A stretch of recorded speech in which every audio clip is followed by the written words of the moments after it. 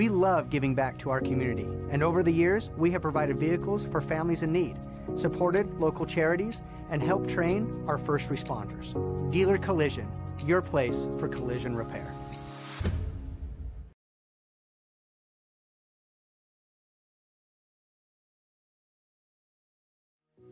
We love giving back to our community, and over the years, we have provided vehicles for families in need, supported local charities, and helped train our first responders. Dealer Collision, your place for collision repair. Your child's sports journey starts with the City of St. George Recreation. From their first steps on the court or field to becoming a star player, our youth sports programs are here to develop talents and teamwork skills. So get out and play. Check out all the sports and get signed up at sgcityrec.org. Hey, it's Sheldon Demke. Check out the latest episode of What's on the Menu, a behind-the-scenes tour of local restaurants. We'll see some of their favorite dishes and get an inside look on how these dishes are prepared. Check out this week's episode at stgeorgenews.com and click the shows on the menu tab. At Great Harvest, we believe in crafting more than just bread. We provide crisp, garden-fresh salads and savory sandwiches. Everything from garden-fresh ingredients to our signature handcrafted bread. Our friendly staff will guide you to find a meal that will leave you craving seconds. At Great Harvest, we truly provide something for everyone. And don't forget our baked goods. Satisfy your sweet tooth and finish your meal with a brownie or cinnamon roll. Come visit us at Great Harvest. Hi there, Dr. Cody Johnson from Johnson Pediatric Dentistry. Just like any good sports team needs a game plan, your child's dental health needs one too. Call us or check us out online. Don't forget to ask for our new patient special. Johnson Pediatric Dentistry, keeping your kids' teeth in championship form. As a local business owner, it's important to get the word out about your business. More people equals more revenue for you. Get your business in front of over 160,000 people in southern Utah each week with St. George News. Contact St. George News today. At Grass Creek Construction, they put their heart and integrity into every build. Their team is committed to delivering top-quality commercial projects that stand out. Integrity is their competitive edge. Building with passion, building with purpose, proud sponsor of local sports. At Grass Creek Construction, they put their heart and integrity into every build. Their team is committed to delivering top-quality commercial projects that stand out. Integrity is their competitive edge. Building with passion, building with purpose, proud sponsor of local sports. 3, 2, 1, 0.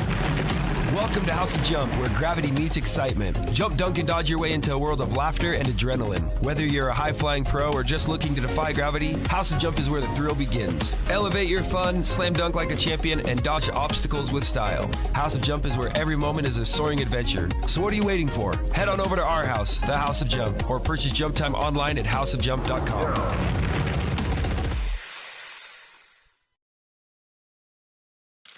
Oh, hello, Italian nightclub from Jimmy John's. Ciao, freshly baked bread piled with Italian-style meats. Hey, hand-sliced veggies. Am I obsessed with this sandwich? Yeah. So what if I am? Jimmy John's. Order online or on the app. Flynn Group plays to win. From commercial to residential projects, we deliver the total building envelope. Roofing, glazing, and architectural metals. Championship quality every time. Flynn Group. We've got you covered. Hey, have you tried the St. George Stretch Lab? It'll help boost your athletic performance, help you feel less restricted in your movements, knock out those nagging aches and pains, and melt away your stress. Right now at the St. George Stretch Lab, get an intro stretch for just $39. That's $30 off. Mention keyword radio. Check out this week's edition of TGIF on stgeorgenews.com. TGIF is your weekend adventure guide to all the fun and exciting things going on in southern Utah this weekend. Find this week's edition at stgeorgenews.com and click the shows on the menu tab. Have a blast this weekend. Hey St. George, this is Brian. I'm the new owner of your local Everbowl. Looking for a delicious, nutritious meal? Come to Everbowl. Our acai bowls are packed with superfoods to fuel your day. And it's where Region 9 sports fans fuel up. At Findlay Subaru, we win for our customers. From the first handshake to you driving off the lot, our team runs the perfect game plan every time. Score your next Subaru at Findlay Subaru, 1453 Sunland Drive, on the saving side of the freeway.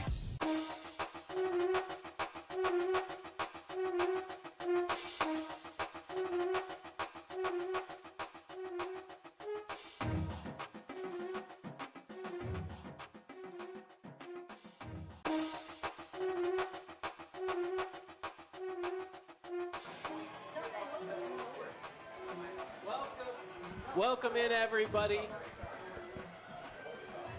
Welcome in, everybody, to the Boulevard Home Game of the Week as we're getting things started for you here from Hurricane High School. Caden Formaster here, Paul Ratliff. Welcome on in. Pregame show brought to you today by our friends at Findlay Subaru. Get the savings on the savings side of the freeway. See their all-star lineup at findlaysubaru.com. Paul, we've got ourselves a good matchup. We're into region play. Yeah, this is where it gets good. We've been waiting all year for this. Obviously, the non-region schedule, fun to see how our local teams stack up against teams all around the state, but at the same time, we love seeing these region matchups because these are players that have played against each other their whole lives at different schools, going up through Pee Wee ball, and this is the time that we get to see which local team, which St. George Hurricane team is going to rise, be the cream of the crop, and tonight's a big game for that kind of ripple effect through the region. I mean, we had the Hurricane Tigers picked, I think, 3 in our preseason poll with the Fan Sports Network combined media and coaches poll. So I think that Hurricane is a dark horse in this game, and they're going to have to start fast to win, of course, but they're playing the back-to-back state champs tonight, of course, and it's a daunting challenge for any team. But I think tonight's game, you got them at home. There was the tough outcome last year at Crimson Cliffs, kind of a blowout game that Hurricane wasn't really too competitive in. But tonight, we talked to Jerry Cowan on the show on the drive in the morning. He's got optimism. He's got belief in this team. He's got a lot of faith that they can swing and punch in this heavyweight battle tonight. So I got to say, I'm super excited. I cannot wait till we get going. Really had this one circled on the calendar for a couple weeks now. And it's been a while since we've been to out here for an H-Town game. And the Tigers Den, they've got a tailgate going. The stands are packed. I mean, there's a lot of optimism in the air and excitement about tonight's game, and I got to say I'm with the crowd and the Hurricane Tiger supporters. Tonight should be a packed stands. We see Crimson filing in on the away side. I think it's going to be a capacity crowd for what should be a really good game tonight. It's going to be an interesting game for sure as we are getting ready for a kickoff here shortly. Crimson Cliffs, Hurricane Tigers. Now, as you mentioned, though, we're finally getting into region play, right? These two teams specifically come in as one-loss teams. Now, I will say, when it comes down to it, Crimson Cliffs did play a bit of a tougher preseason schedule. I don't know if that's going to mean anything in this game, but that is something to at least keep in mind for the matchup here this evening. But, this is a Hurricane team that has come a long ways in their time in the last few years, 5 years or so. This is probably the best team that Hurricane's seen in those last 5 years. Yeah, I think this has been the building process culmination here. I mean, Jerry Cowan just got here just last year, but the building, the rebuild, the engagement, getting more players to come out for football at Hurricane, getting more guys involved in the program, getting more commitment to the weight room. Like, these have been philosophical things that Jerry Cowan has implemented into the program, and it shows. I mean, the Tigers look bigger. They look stronger. They look faster. They look like a very, very good team in Region 9, and they get to find out tonight in the first region game of the season just how good they really are, because they're going to be stacked up against the champs, against somebody that hasn't really had a trouble in region. The Crimson Cliffs Mustangs really been running through Region 9 the last couple of years. So this is a big game. Big statement game for the Hurricane Tigers if they're able to pull off the upset. And I got to say, I think our viewers, our crew, me and you, Caden, we're really excited for this one, and I cannot wait till we get going tonight. I mean, we are just about, 10 minutes, 17 minutes officially away from kickoff, so really excited for this one. Absolutely, yeah. Now, they did say that the kick is expected around 7:05, 7:06. We'll see exactly when, but that is what they are expecting for this one this evening, so be ready for that. It's going to be fun. We get on into region play. This is where some of the excitement comes in. So today kicks off the important part of the season. Not that it's not important leading up to it with RPI records and whatnot, but when it comes down to winning that region title, tonight's the night where things get a little more interesting. Let's take a moment to thank some of our great local partners that are bringing us Region 9 athletics. We have, of course, our title sponsor in Boulevard Home, making your house a home for over 50 years here in Southern Utah. as well as Honolulu Grill. Spreading aloha, you can stop into Honolulu Grill for your favorite Hawaiian dishes. Let's take a quick break. When we return, more of our pregame show built by Bucks Ace Hardware when we return. At Grass Creek Construction, they put their heart and integrity into every build. Their team is committed to delivering top-quality commercial projects that stand out. Integrity is their competitive edge. Building with passion, building with purpose, proud sponsor of local sports. Oh, hello, Italian nightclub from Jimmy John's. Ciao, freshly baked bread piled with Italian-style meats. Hey, hand-sliced veggies. Am I obsessed with this sandwich? Yeah. So what if I am? Jimmy John's. Order online or on the app. Huge news! Sport Court has a brand new showroom and design center, and it's next level. See why so many are choosing Sport Court here in Southern Utah for top quality basketball, pickleball, and multi-purpose courts. Learn more at sportcourtofsouthernutah.com. Need an appliance or two? AWP's got you. Check out the remodeled expansive showroom, highlighting the cafe series with colors like matte black, matte white, and modern glass. Make your kitchen stand out. Come see the local boys at AWP across the freeway from the Bloomington Walmart. Hey, it's Luke with Udine Associates at American Family Insurance. At Udine Associates, we love insurance so you don't have to. With a quick call, we can get you an instant quote with the right coverages. My team of licensed agents are ready to help you with better insurance from American Family. Give us a call at 435-251-9102. Hey, it's Marco from Coral Canyon Golf Course, inviting you to play the course with the best backdrop in Southern Utah. Make sure you get out and experience great golf for a great price at Coral Canyon. Visit coralcanyongolfcourse.com or call us at 435-688-1700 for your tee times. Need an appliance or two? AWP's got you. Check out the remodeled expansive showroom, highlighting the cafe series with colors like matte black, matte white, and modern glass. Make your kitchen stand out. Come see the local boys at AWP across the freeway from the Bloomington Walmart. From bold statements to subtle compliments, Wilkinson's House of Lighting will help you more fully enjoy all the different spaces in your home. Find us online at shopwilkinsons.com or come in and see what's new. 88 East, 1160 South, just off Main. Fabulous Freddy's is the locals' choice for a full-service car wash. It's fast. Have your car washed in just 20 minutes or less. Fabulous Freddy's always keeps it clean inside and out with 2 Southern Utah locations as well as in Vegas, Lehigh, and Sandy. Asphalt. It's not something we think about much, except when it's in bad shape. At Holbrook Asphalt, we help cities, HOAs, and businesses avoid replacing painfully expensive roads and parking lots. To avoid the cost of replacing asphalt, you must effectively preserve it while it's still in good condition. University research has shown Holbrook Asphalt's HA5 slows asphalt aging by 67%. We make your pavement assets last longer, cost less to own, all while achieving higher property values. Visit holbrookasphalt.com to discover more. Today's game is brought to you by Boulevard Home, Finley Subaru, House of Jump, Bucks Ace Hardware, and City of St. George Recreation. Back at it here inside of your Boulevard Home. Game of the week, the Crimson Cliffs, Mustangs, Hurricane Tigers getting ready to go head-to-head in this Boulevard Home game of the week. Again, your region matchups getting started, getting underway. Paul, these two teams being led by some really good seniors on both sides. For Hurricane, let's talk about their senior, Dylan Gabriel, the starting quarterback. Earlier today, we presented him with one of his awards as being our Finley Subaru Star of the Game. Finley Subaru Player of the Week is what it really was. Yeah. As voted on by you, the fans. So he, of course, has been a threat for anybody that they face and a solid leader on this Tigers team for a while now. Yeah, absolutely. Now 2.5 years starting, kind of took the reins 2.5 years ago, about midway through his sophomore year. Now a senior. He is ready to take the reins of this offense and lead them.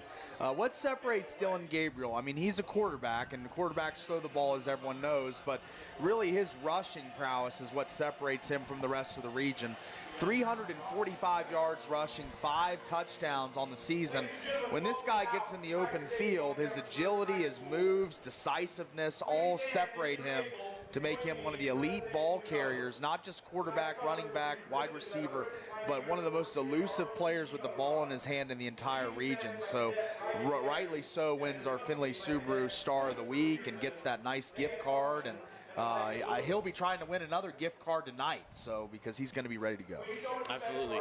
On the other side of it was Diedrich Moore, number one for the Crimson Cliffs Mustangs, and he also was a player of the week as well, as voted on by the fans, and also going out there and getting some recognition. So I want to spotlight him, but we are going to pause for a moment. National Anthem is coming up. When we come back, getting ready for kickoff here from Hurricane High School.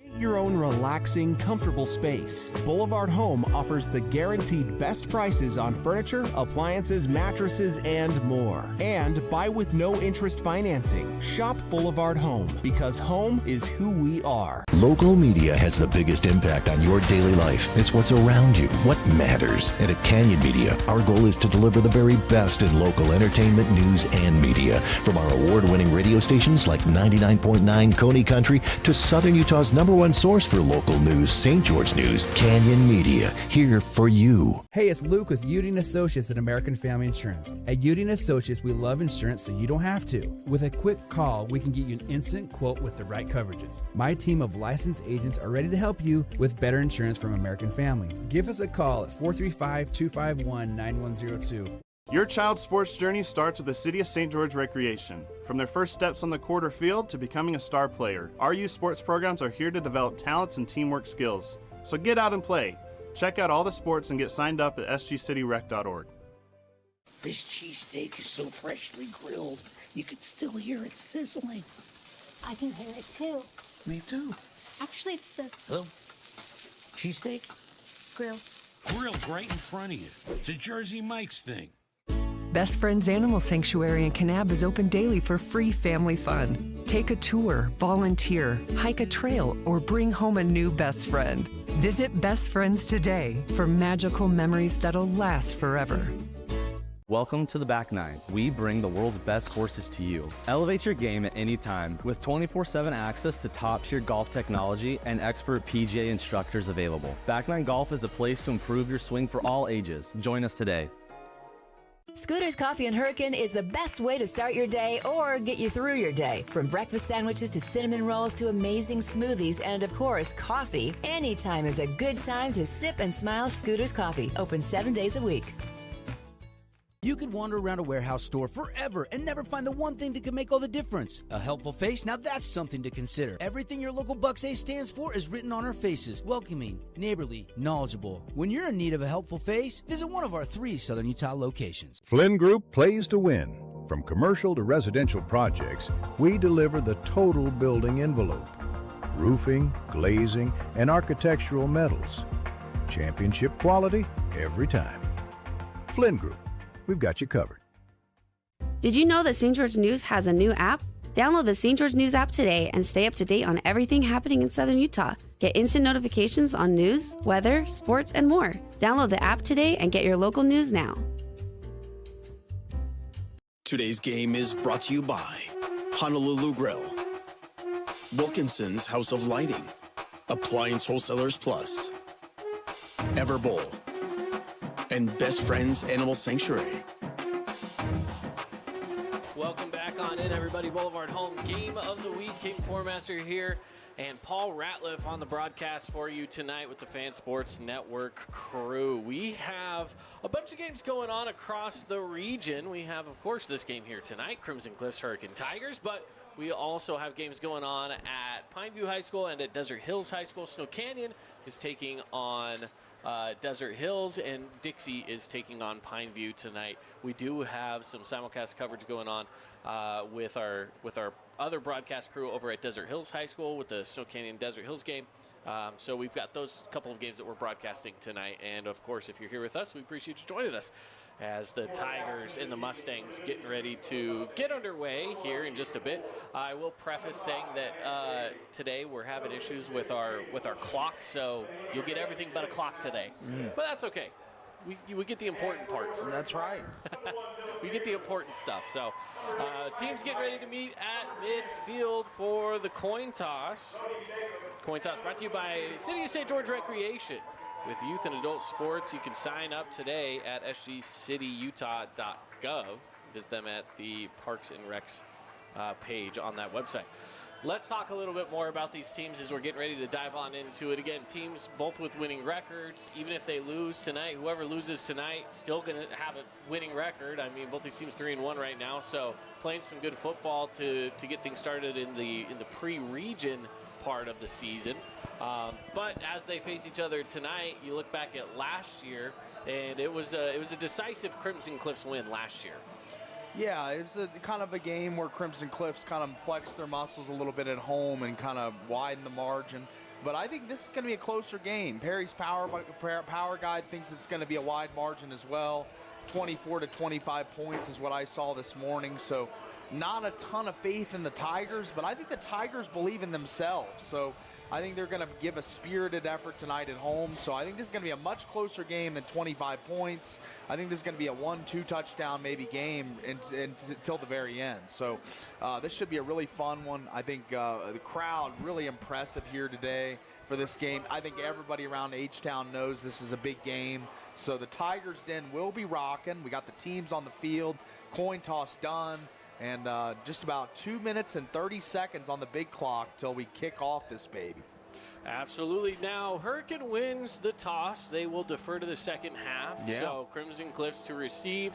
They will be working from north to south, or as you're looking at on your screen, from left to right. Hurricane wearing the reds and the Crimson wearing the whites today.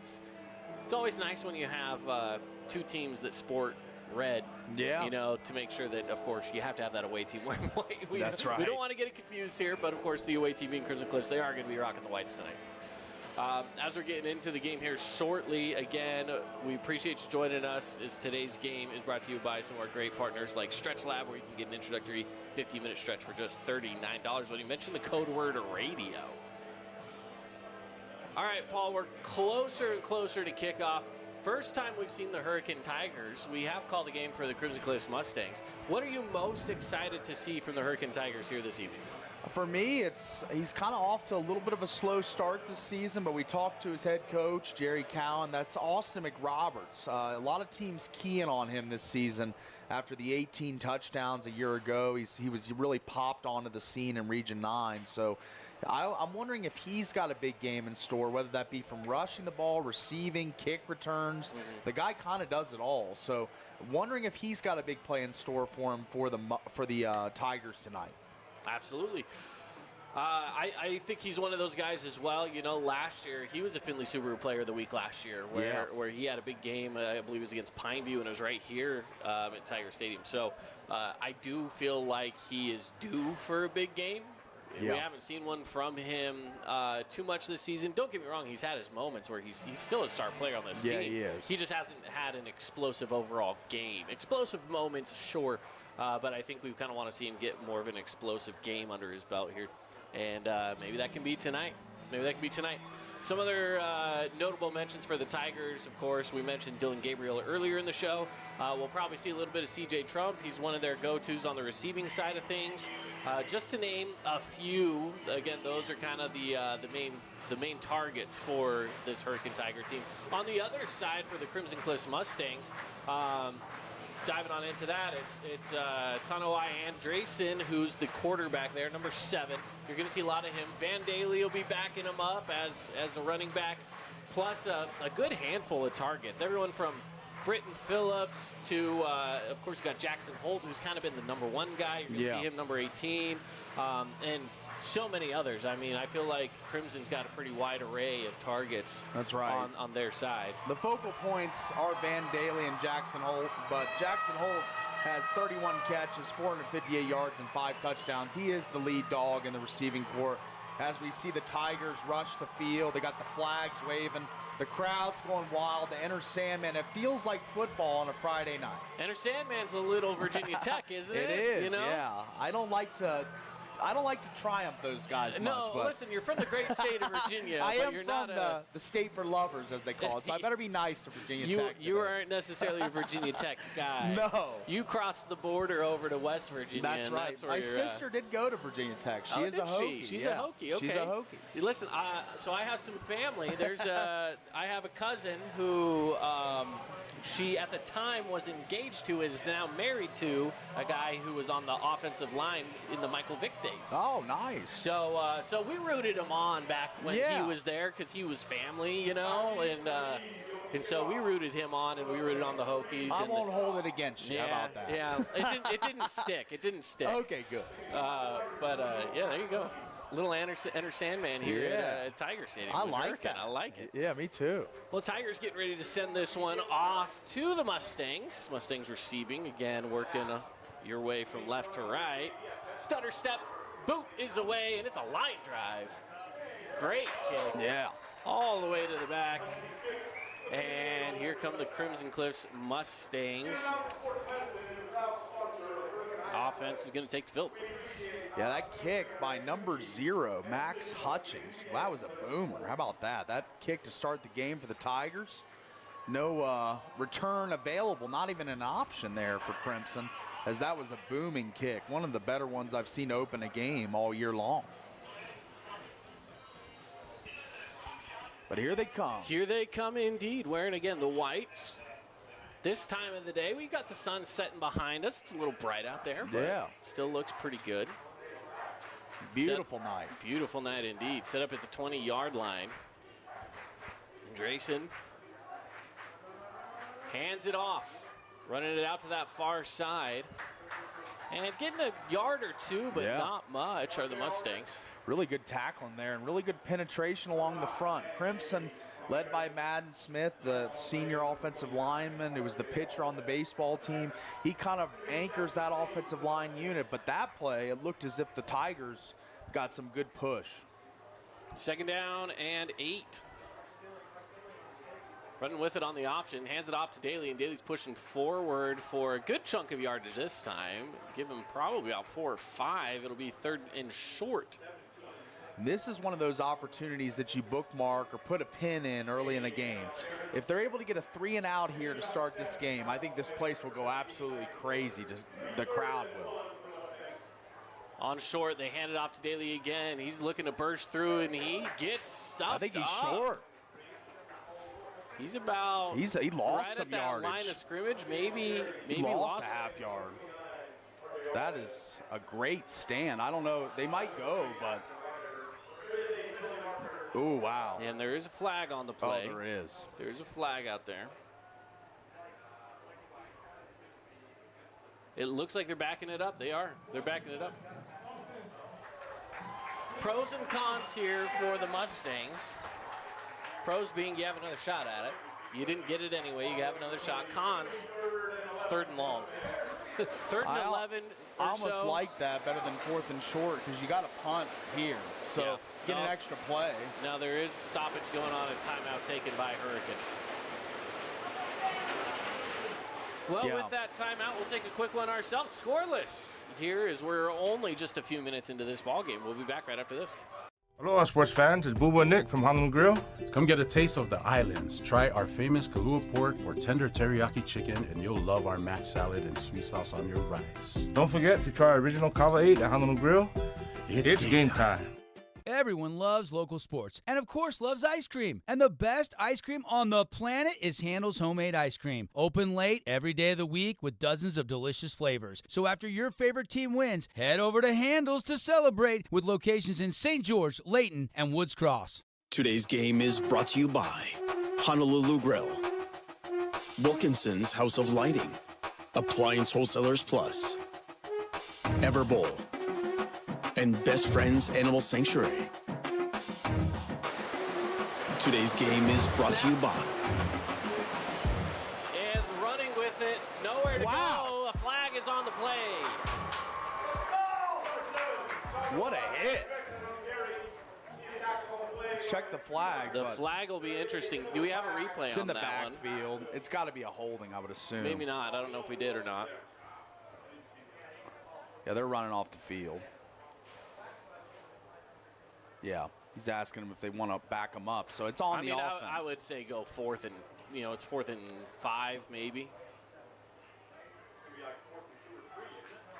It depends on where they're going to spot this ball. I'm not sure exactly where they're spotting this ball.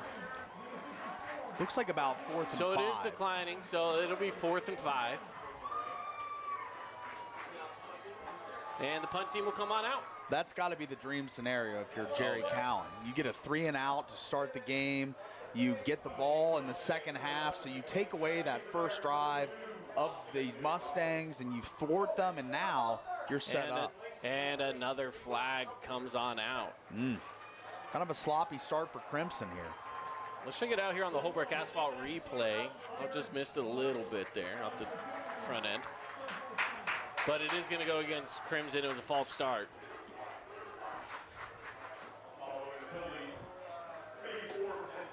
So instead of it being 4th and 5, make it 4th and 10.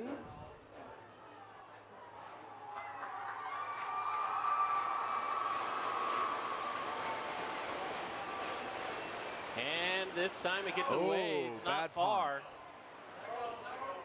A solid hop. We're going to return it for an extra 5 yards out to the 45. And so the Tigers offense will come on out. The defense did its job, and they did it very well.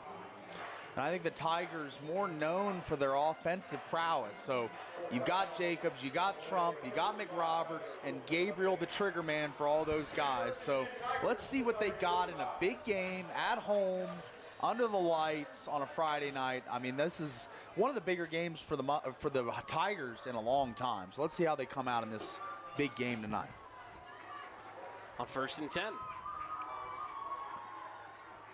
Snap is away, keeping himself as Gabriel. Spin move, put him in the spin cycle all the way down to the 50. A good 5-yard gain for Dylan Gabriel. And that's the athlete that he is. As we see here on the Holbrook Asphalt replay, just in the hole, he is dead to rights here and just whoop, right by the man for a nice 8-yard gain. And Tigers off to a really good start. Defensively, offensively, it's been about a dream scenario for Jerry Cowan and co. So that sets up 2nd and 5.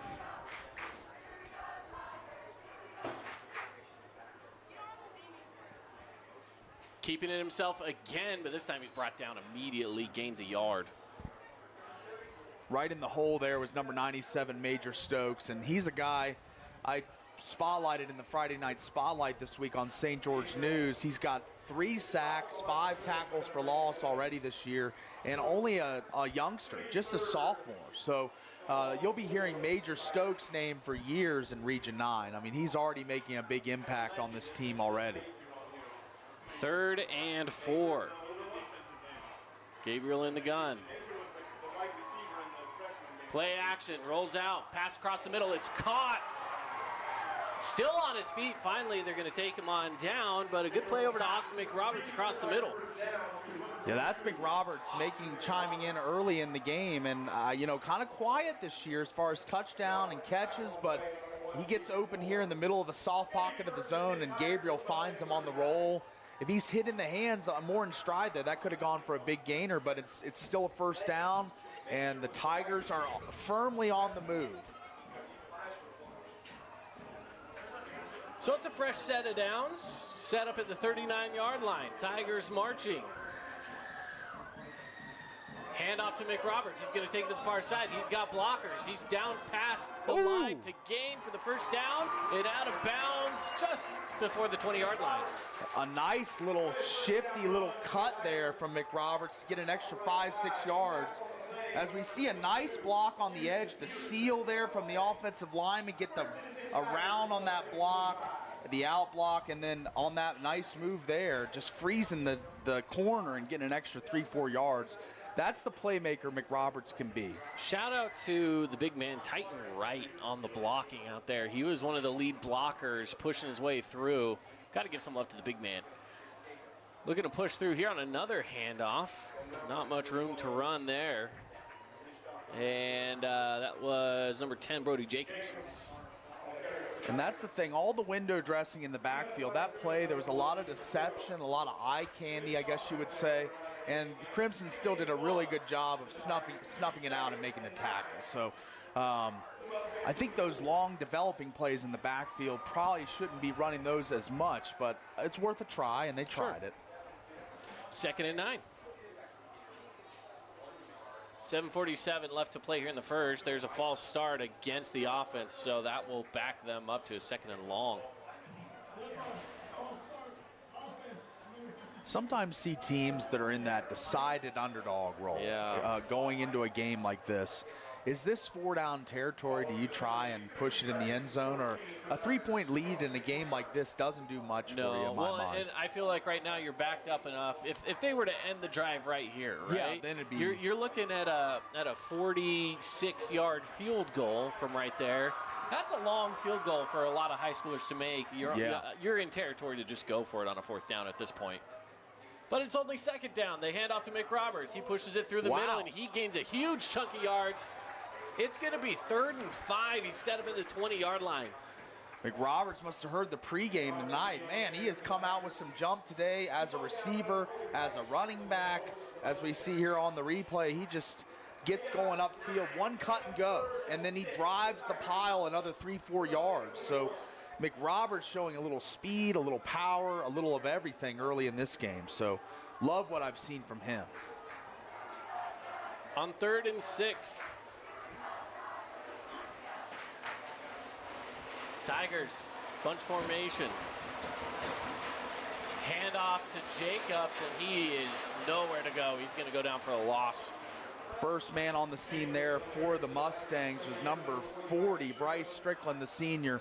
Averages over 6 tackles a game. He's a guy that consistently wraps him up and takes him down. He's not a guy you break many tackles from. So he was first on the scene there, and he had a bunch of buddies helping him out too. Well, we talked about it before about going forward on 4th down, and that's indeed the situation for the Tigers on 4th and 7. But I like the call. Aggressive. I like it as well.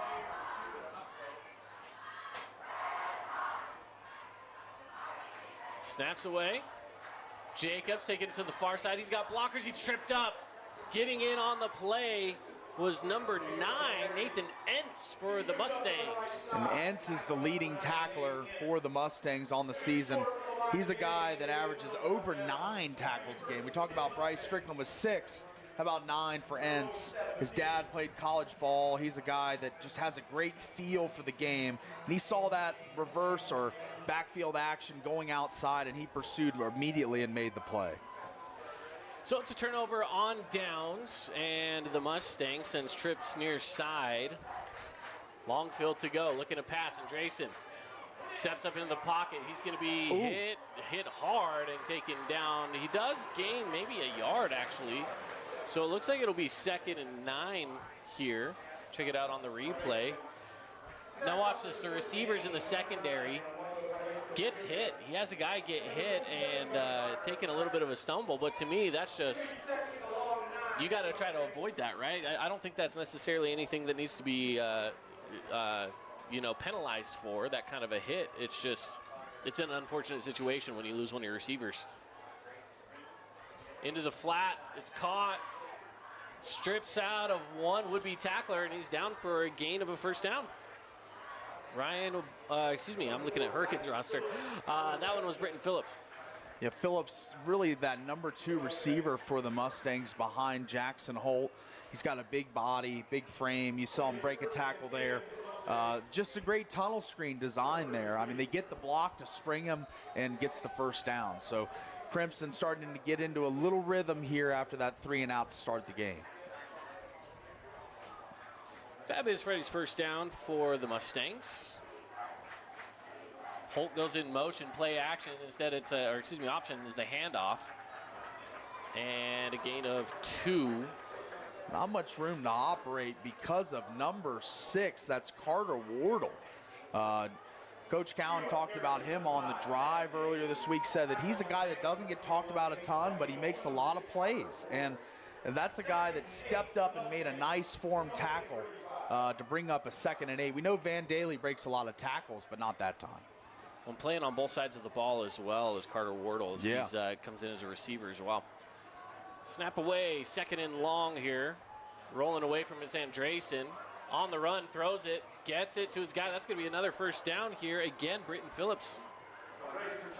Yeah, he's kind of in the safety blanket for Andresen early in this one as he finds him again on the rollout, and he looks for him here. As we see, there's pressure, and there's pressure not initially, but it kind of is a late forming pressure, and Andresen breaks the tackle box, finds his open man Phillips for the 1st down.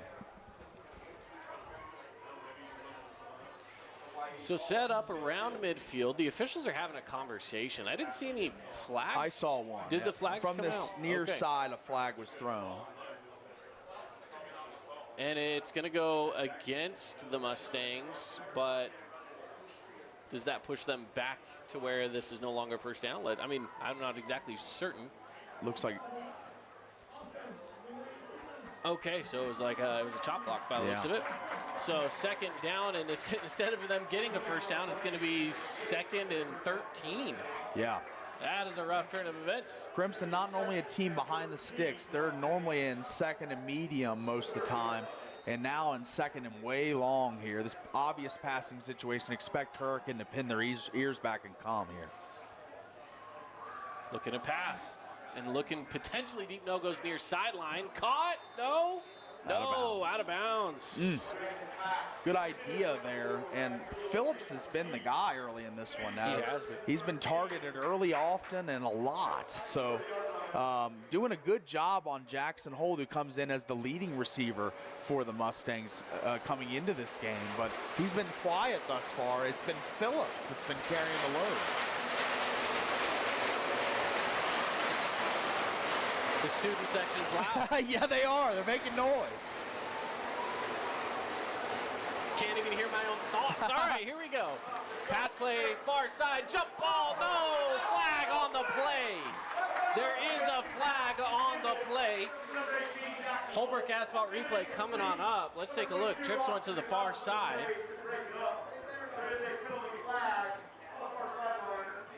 So he makes the pass out. Ooh, I don't see the flag. I don't know where the flag is. But is that on McRoberts? Well, that's what I'm trying to figure out here, and I think it's a holding call. On number 6. And it went against Carter Wardle. Yeah. So it wasn't on McRoberts. I thought that was a clean play on that ball, but yeah, unfortunate there. You got him 3rd and long, you get the stop, and then you give up the first down on the penalty. Pretty, 3rd and 3. It's not going to be a first down. Yep, still 3rd and 3. 10-yard penalty brings him up.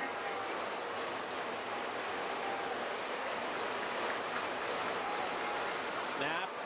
Quick little toss, running to that far side. Gets the line to gain and a few extra. Kate Shaw gains 7 or 8 on this play, and that'll move the sticks for the Mustangs. Yeah, we've seen this play popularized in college football, just kind of the little push pass from the shotgun, and it's very effective. You get a full head of steam if you're the guy in motion. It's a really creative play. Quickly they move along here, and they get it past midfield. Van Daly takes it for a gain of 4 or so. Maybe a little less than that. They're only going to set him up right on the 50, so just a 2-yard gain. 2nd and 8. Set up at midfield.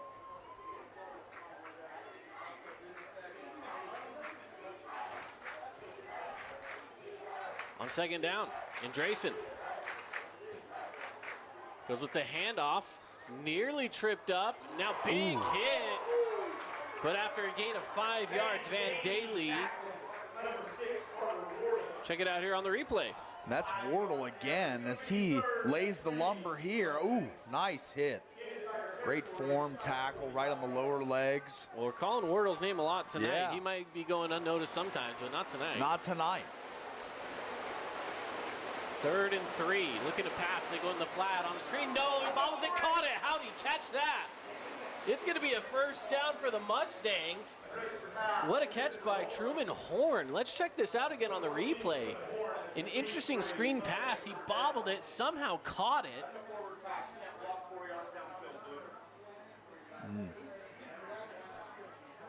It looked like a clean catch, yeah. First down. He bobbled it, but he brought it into his chest, so he got it, hit his hands, bounced off his chest pad, and then he pinned it against himself and then walked with it. Is kind of wild. Picked off! Picked off 20. That's Is that McRoberts. 23 or 22? I think that's McRoberts, isn't it? Let's check that out. 23 is who 23, that is. Wow. Yeah, 23, Drake Gines. Yeah, nice play for Drake. I mean, he just read the play, followed Andresen's eyes the whole way, and makes an amazing pick and gives the Tigers a nice surge of momentum after a little on their heels, allowing a long drive, but now they take right back over, get the ball to their offense, and they're hoping, Coach Cowan and crew are hoping for them to cook up some big plays here on this drive. So fresh set of downs after the turnover. Hurricane taking it the other way. 1st and 10. Handoff.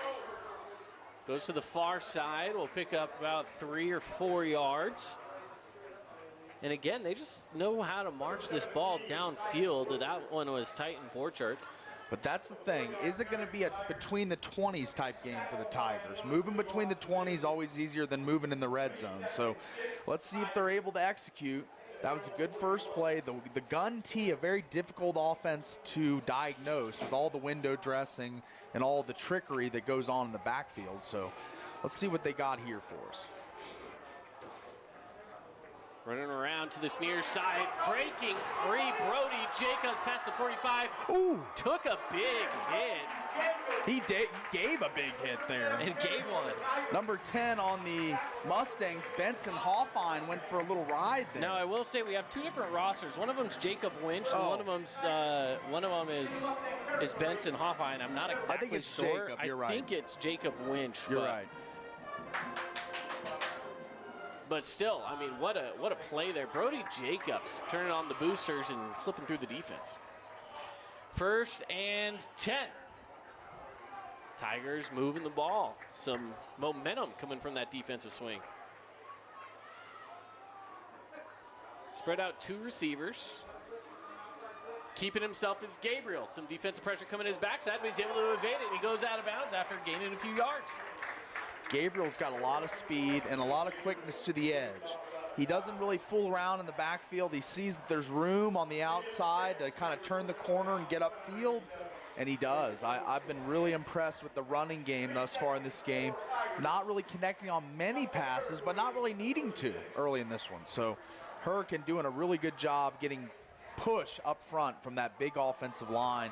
Going to give love to some of those guys after this play here. On 2nd down. Trying to push through the middle, but just, again, nowhere to go. Maybe not the play to give the offensive line love after that, but they've been doing a really good job up to this point. I've liked what I've seen out of number 62 of the Mustangs, Bear Kimber, just a sophomore, but 6'4", plays that really good guard for the Tigers.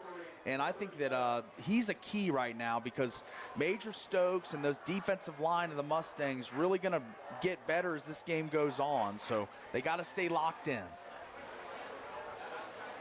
So here they go on 3rd down. Pass to the flat. It's McRoberts looking for some blockers. He's close to the line to gain. I think he's got it. Yeah. It's going to be right at the line. I think with the favorable spot, they're moving the chains. 1st down. And good blocks. Look at his 2 other fellow receivers. Brody Jacobs was one. I wasn't exactly sure who the other one was. I didn't see the number in time, but good blocking there by his fellow receivers to create a little bit of a hole. Even with 4 or 5 defenders in the area, it was just enough to push forward and get that 1st down. Sure. Yeah, it's been really impressive. The blocking, the line, the receivers, the backs. I mean, everybody is all in tonight for the Tigers, and you can tell.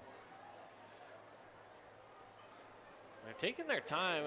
Looks like there's end of the quarter coming. So, yep, there you go, end of the quarter. So they figured no play. Let's just let the end of the quarter happen. So, that's right. Well, we'll take it. Scoreless after the 1st here on the Fan Sports Network in our Boulevard Home Game of the Week. Wander around a warehouse store forever and never find the one thing that can make all the difference. A helpful face? Now that's something to consider. Everything your local Bucks Ace stands for is written on our faces. Welcoming, neighborly, knowledgeable. When you're in need of a helpful face, visit one of our 3 Southern Utah locations. Nets on Fire is the place to hoop in Southern Utah. Elevate your game with group or individual training with elite coaching. Hustle to netsonfire.org to learn more and see why so many rising stars hoop at Nets. Nets on Fire, building champions on and off the court.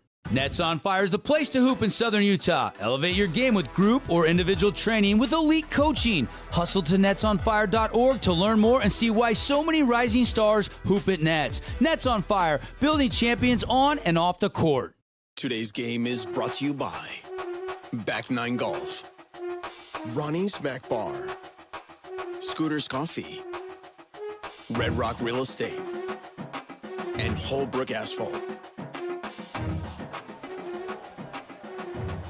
Into the second quarter we go here inside your Boulevard Home Game of the Week, making your house home for 50 years here in Southern Utah. Caden Formaster, Paul Ratliff on the broadcast for you. We got Tara producing. We got Andy up top running the camera. Whole crew today for you here at Hurricane High School. The Tigers, they're marching. Handoff. Looking to cut inside. Does. Slips through a few defenders and down.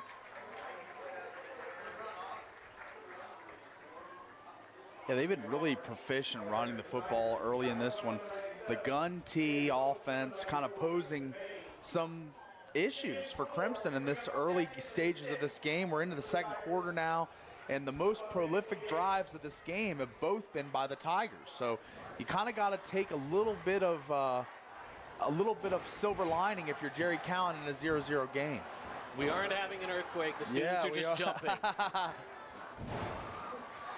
Sorry for the shaky camera. Not much we can do about that one. As it's a solid run up the middle. It's going to be right at the line again. I think this is going to be another first down. Yeah. Another 5-yard run. This time it's number 29, Ryder Allred. RJ, as they call him. Yeah. Great drive in the legs there. He's stacked up, and multiple Mustangs needed to bring him down. And that pushes them really close to this Red Rock Real Estate red zone. I mean, they are tasting it right now. Yeah. Should be interesting to see how they attack the red zone and the Mustangs defense here. Obviously the field much shorter, not as much room to operate. So let's see what kind of play calls they're looking for here. Crimson rushes 5 and they get back there quick. That looked like could have been close to a face mask, but instead it's a sack. And yeah, let's check it out here on the replay. Up around the head, I thought, but yeah. Yeah, I thought he might have grabbed the bottom Gabriel of the face was mask one as too, well. but didn't get the call there. So second and it was tough to tell. I couldn't tell if he grabbed the jersey at his chest, you know, because his chin was tucked. So it's a tough one to call, at least from our vantage point. But obviously Gabriel wanted it. He wanted it. So that drops him back 4 yards. Second and 14. He's got 2 receivers on the outside. Here we go. Rolling out. He's got a blocker ahead of him. He's looking to pass. He's looking to run. Who knows? He's looking to pass. He's got an open receiver. No, he underthrew it. Threw it right between 2 receivers, and they both hesitated. They were both waiting to see the other one make the move, and neither one of them really did. It's kind of like that fly ball situation in Little League Baseball. You see one come in the air, 2 outfielders making a move on it, and no one knows who's going for the ball. So as we see on the replay, Gabriel does a great job improvising, gets a nice block by his tackle there, but sets his feet and throws, and it just dies in the middle of the Bermuda Triangle between the 2 players there for the Tigers. And I'm not going to lie, such a hard one to throw, hard one to catch. I mean, it was a difficult situation. Good defensive pressure from the Mustangs, and here's a flag on a false start. That's going to be pushed back against the Tigers. So now if you're the Tigers, you're firmly in field goal range, I would say. I mean, for an attempt. It's a 47-yarder. Yeah, barring this play, you got to get some yardage here to get it closer. But, I mean, or is this a 2 plays to get 19 yards situation? And I think that's probably what it is. I wouldn't be surprised here, and we'll see what they do. Maybe they go with an Austin McRoberts, who is on the bottom side of your screen. See if he can get open in this one-on-one. That's the direction he's looking. Gabriel's going to step up. His own lineman got into the back of him, though. So he's going to go down right at that line of scrimmage. 4th down, no gain.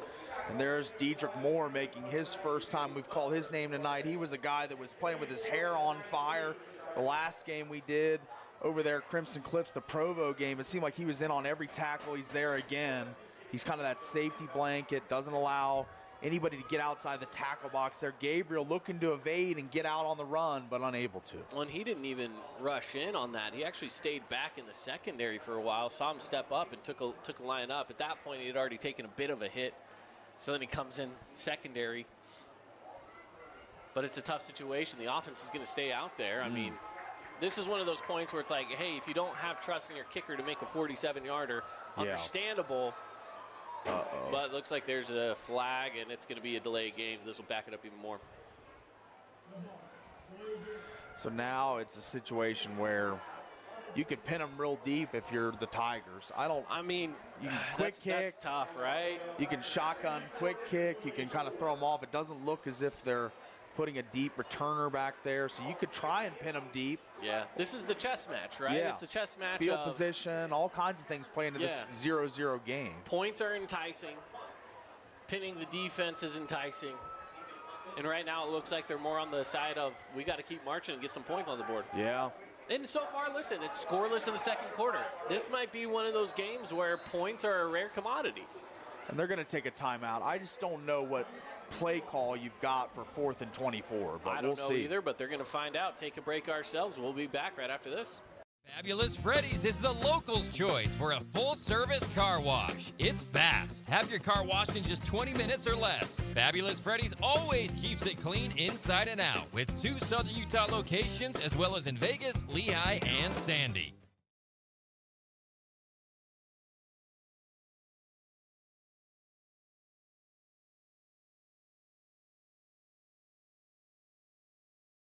At Findlay Subaru, we win for our customers. From the first handshake to you driving off the lot, our team runs the perfect game plan every time. Score your next Subaru at Findlay Subaru, 1453 Sunland Drive, on the saving side of the freeway. The timeout, the Tigers facing a 4th and very long here, about a 4th and 24, so it's going to be tough. It's going to be tough. And it looks like they've reconsidered and they will punt. Yep, and that's probably the smart idea. Now, they have used up 2 of their timeouts already here in this first half with 8:50 left to go. Punter's standing back here on the 49-yard line currently. And it's going to be like straight up in the air. And taking a backward bounce, that's rough. That is rough. Right about at the original line of scrimmage, it didn't go just about anywhere. And there's some chippiness out there on the field as well. Yeah, look like Major Stokes and getting into a little extracurricular with the Tiger. I couldn't catch his number, but I think that was Jacob, or excuse me, that was Drake Gines. 23, right? Yeah. Yeah. Well, that was not what the Tigers wanted. Yeah. Just to put it plain and simple, that was about rough. 10 yards of changeover there, basically. About maybe 14 or so. It's going to be a slight toss, running it out to that far side. There's some blockers out there. First down and a little extra all the way down past midfield. Good run by Cade Shaw. And again, they go with that same play. We saw it earlier in this game, just that little touch pass. Yeah, and they're running behind this big offensive line. Number 77, the tackle, Gavin Ibsen, well, the look senior. At lead tackler number 52 running out there strong as well. That's Ryan McFarland. And here they go on a fresh set of downs. Handoff, Van Daly taking it to the far side, cuts back inside. He's got a first down and more. And there is a flag in the backfield. So this could be coming back if it's a hold. A little bit of a sloppy game right now for the Mustangs. More flags than we're generally accustomed to as they're trying to get out in front hold. again. It's definitely coming on back. That is 100% a hold on Crimson Cliffs. So that one goes against Major Stokes. And Major's getting into this game in a mental way. You know, he was the one getting a little chippy with the kicker, or at the punter, excuse me, on the punting play from the Tigers. Had the holding call right there. He's being physical. You want a guy to be physical. I'm sure that his dad over there on the sideline wants him to be physical. Yeah. But you don't want those penalties to stack on up. So you just got to be really careful. Play your brand of football, but don't cost yards for the team. Yeah, still a young player. Mentioned earlier, sophomore. Probably getting wrapped up in the extracurricular a little bit. Yeah, big kid, though. I mean, he's definitely got a good future. False start on this play, and this could be backing him up a little bit more. So it's going to be 1st and 25 at the 40. The line to gain being the 36.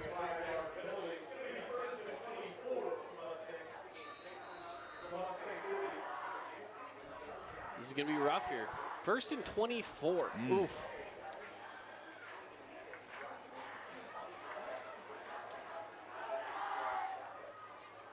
Going to go with the handoff here. At this point, I think they're just trying to get some yardage. And again, another flag comes on in. This is probably the most penalty flags I've seen in a game all year. Yeah. And this time, I think it's another holding call. I could be wrong. No, this one's going to go against Hurricane.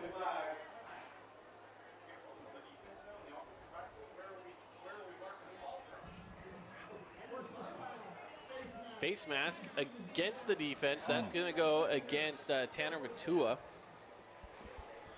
And so they're going to tack on some yards after the play because of the face mask. And it's surprisingly, it's going to be a first down because it's face mask call. Yeah, that's a crazy sequence to go from 1st and 24 to 1st and 10, and now moving over the 40. That's a huge penalty call. Well, and I'm confused because the line to gain was the 36-yard line, and they're set up at the 37. I don't think they should have moved the sticks yet. Let me just double check. The officials are double checking. I mean,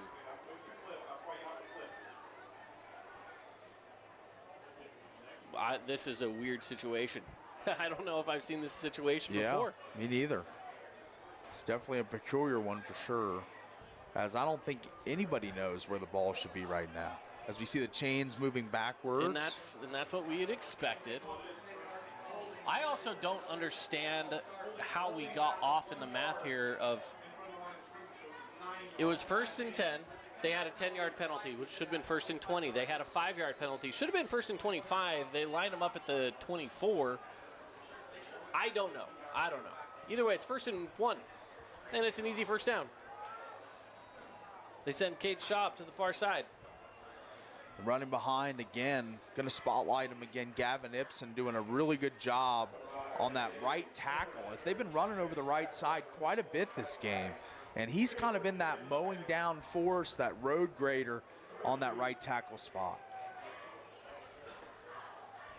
So here we go. Crimson Cliffs marching. First down. Looking to pass. They go far side. It's caught. Cutting back inside. And again, I think that's going to move the sticks. And it's Jackson Holt. And that's their leading receiver coming in with over 400 yards, 5 touchdowns coming into this game. Been quiet thus far, but 2 receivers running real close to each other there. Kind of a little mix-up potentially, but they still get the catch and the first down.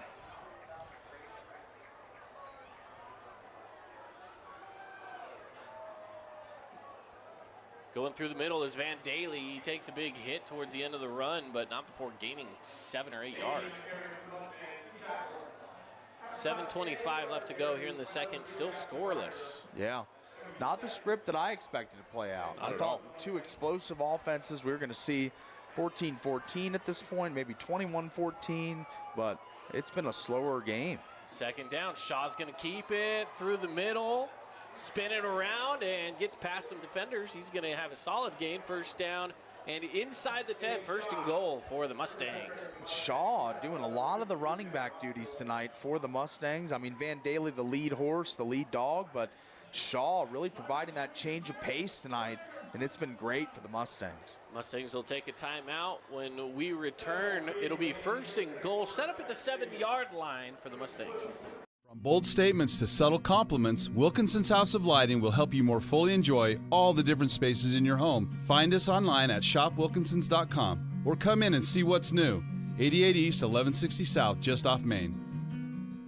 Hi there, Dr. Cody Johnson from Johnson Pediatric Dentistry. Just like any good sports team needs a game plan, your child's dental health needs one too. Call us or check us out online. Don't forget to ask for our new patient special. Johnson Pediatric Dentistry, keeping your kids' teeth in championship form. Today's game is brought to you by Flynn Companies, Intercap Lending, Nets on Fire, Jersey Mike's, and Stretch Lab. Scoreless as we are inside the second quarter. 7:03 on the clock. And the Mustangs are marching. Yeah, Mustangs look really good on this drive. Run, pass, combination. They've done a good job mixing it up and they've been effective. Hand off to Daly, following some blockers to the far side, looking for the end zone. It's going to be close. He's in. Touchdown. And there's Van Daly doing what he does, getting behind, again, off the right side. They pull the 2 guards, get them out in front, and they're just the convoy for Van Daly. Look at that block into the end zone by Major Stokes, putting a guy on the pancake there on the ground. And what a run that was for the Mustangs to get them on the board here. What a way, just again, following blockers, sneaking inside the cones, everything you need to get some points on the board. And the first score of the game coming here halfway through the second quarter. And the extra point on its way. Jacob Sparks, the kicker here for the Mustangs. Boot is away, and it looks to be good. It is. Make it a 7-0 ball game. Crimson Cliffs on top. We have seen some really good football through here, through this, first quarter and a half of play. But we've also seen some sloppy football. A lot of flags on this last drive against both teams. I mean, we saw plays that were backing it up. It was a 1st and 24 at one point, to then being a 1st and 1 on the other side in the same set of downs. So that was a wild drive right there. Yeah, some helter-skelter sequence there for sure. And now it looks as if the Mustangs have settled in a little offensively. Despite all the penalties, they still had a really good drive there. Got the receivers involved with Jackson Hold and in the run game. Shaw and Van Daly, the 2-headed monster, proving to be an issue in this second quarter for the Tigers. They did a really good job containing the run game in the first quarter, I thought. They did a really admirable job. But this is one of the best offensive lines in the region and in the state in Crimson Cliffs. So when they lean on you and get going downhill, it's hard to stop sometimes, and it showed on that drive. This one will be pinned in the end zone, bring it out to the 20-yard line to get things started for the Tigers, who were moving the ball well in the last possession. But, again, they just got stuffed up on a big third down loss and had to punt that one away. But the offense is doing their job. I just worry that my initial thought, the moving the ball between the 20s, are they going to be able to move the ball in the red zone? They've done a really good job getting up and down the field twice now, but when it comes to the red zone, that's when things kind of stall out. Let's see if they're able to get something effective, some good play calling if they're able to get down into the Red Rock Real Estate red zone. On 1st and 10. You're going to send it out to the far side, cut back inside. Not really much room to go there. It's Dedrick Moore, and looks like number 34. Is that who I'm seeing on the other side there for Crimson Cliffs? And I think it is, 34 for the Mustangs. That's Knox McFarland. Yeah.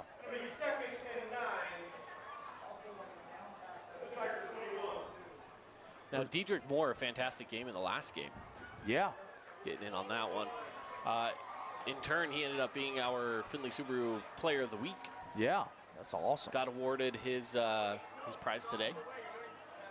Handoff, it's taken up through the middle and a lot of room to run all the way down past the 30-yard line, and it's a first down for the Tigers. And there's the multiple skill players.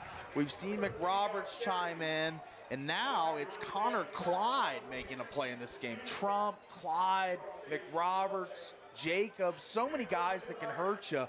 And with this way, the gun tee, so many guys in the backfield.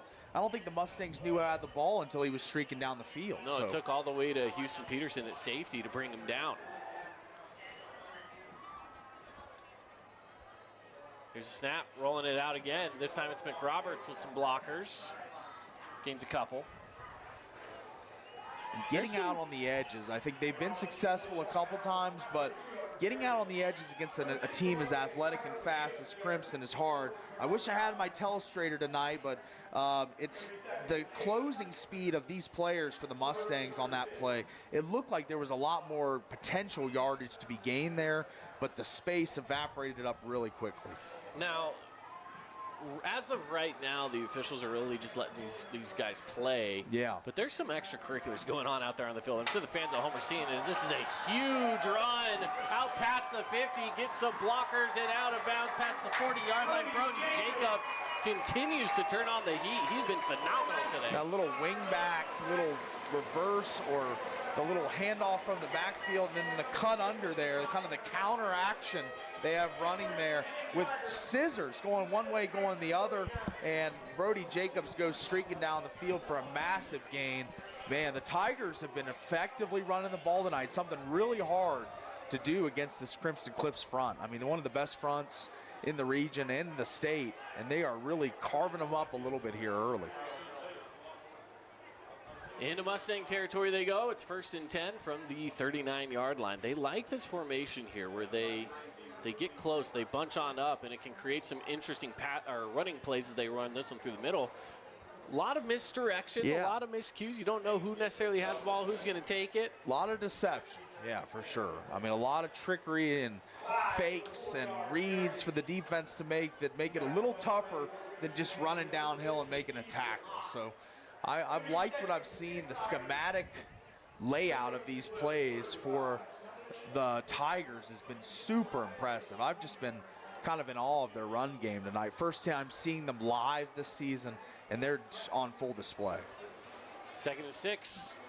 It's Jacobs again, taking it to the far side. He's right around the line to get, and flag's coming in. He gets hit pretty hard. He was just shy of the line to gain.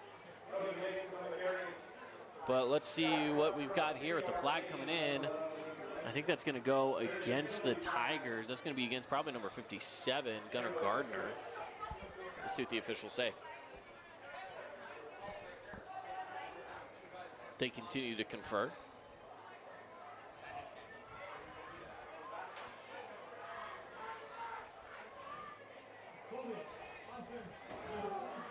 That one is actually going to go against Austin McRoberts is where the holding call comes in. Holding out on the outside there, the receiver position. But, yeah, I mean, this is, again, another drive that gets on the other side of the field in Crimson territory. And now you're kind of stymied and behind the sticks once again. I mean, they need a big play here, the Tigers, to kind of get the momentum back. Because every time they get deep into the territory of the Mustangs, they kind of give a penalty or a bad play. And Gabriel sets. Look at that big hit. Oof. And that's Major Stokes coming from making his behind. impact. And Man. he's going to have to come off as well because his helmet popped off. So that's also unfortunate. That's a big play. And Stokes with his now 5th sack, I believe, of the season, or 4th sack of the season. 5 TFLs, so a lot of negative plays for Major Stokes. Said he's a sophomore, a super sophomore, a guy that is going to be an all-region player for years to come. Long 3rd down. They've been in this scenario before, and they weren't able to go anywhere with it. So the Tigers, the passing game has struggled for them in this game, but they've got to do something here on a 3rd and long. Gabriel is going to look to pass. He's got pressure coming in from the backside across the middle. It is caught.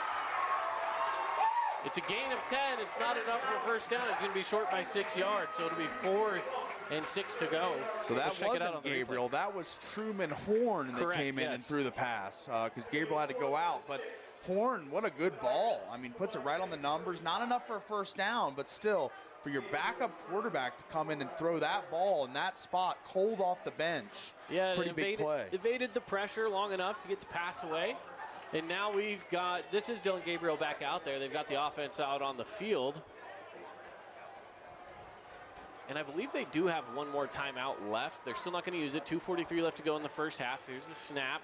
Play action across the middle. Caught. It's a 1st down for the Tigers. Huge play in this game. I mean, it cannot be understated. 4th and about 6. And that ball looks like it's going to be tipped. Instead, it's into the willing and waiting arms of a Tiger for the 1st down. Big play there. Wanted to catch that number. I think it was 87. Thought I saw there for the Tigers, or 80. Maybe I got the wrong number. Was, yeah. Man, that was a big play, though. Big play for sure. Here they go on 1st down. Handoff. Taking it through the middle. That's Connor Clyde again. He continues to push forward. They push the pile up. That's a gain of probably about 5 or 6. Little rough stuff at the bottom of the pile there. I'm telling you, this game's getting chippy. I've been saying it.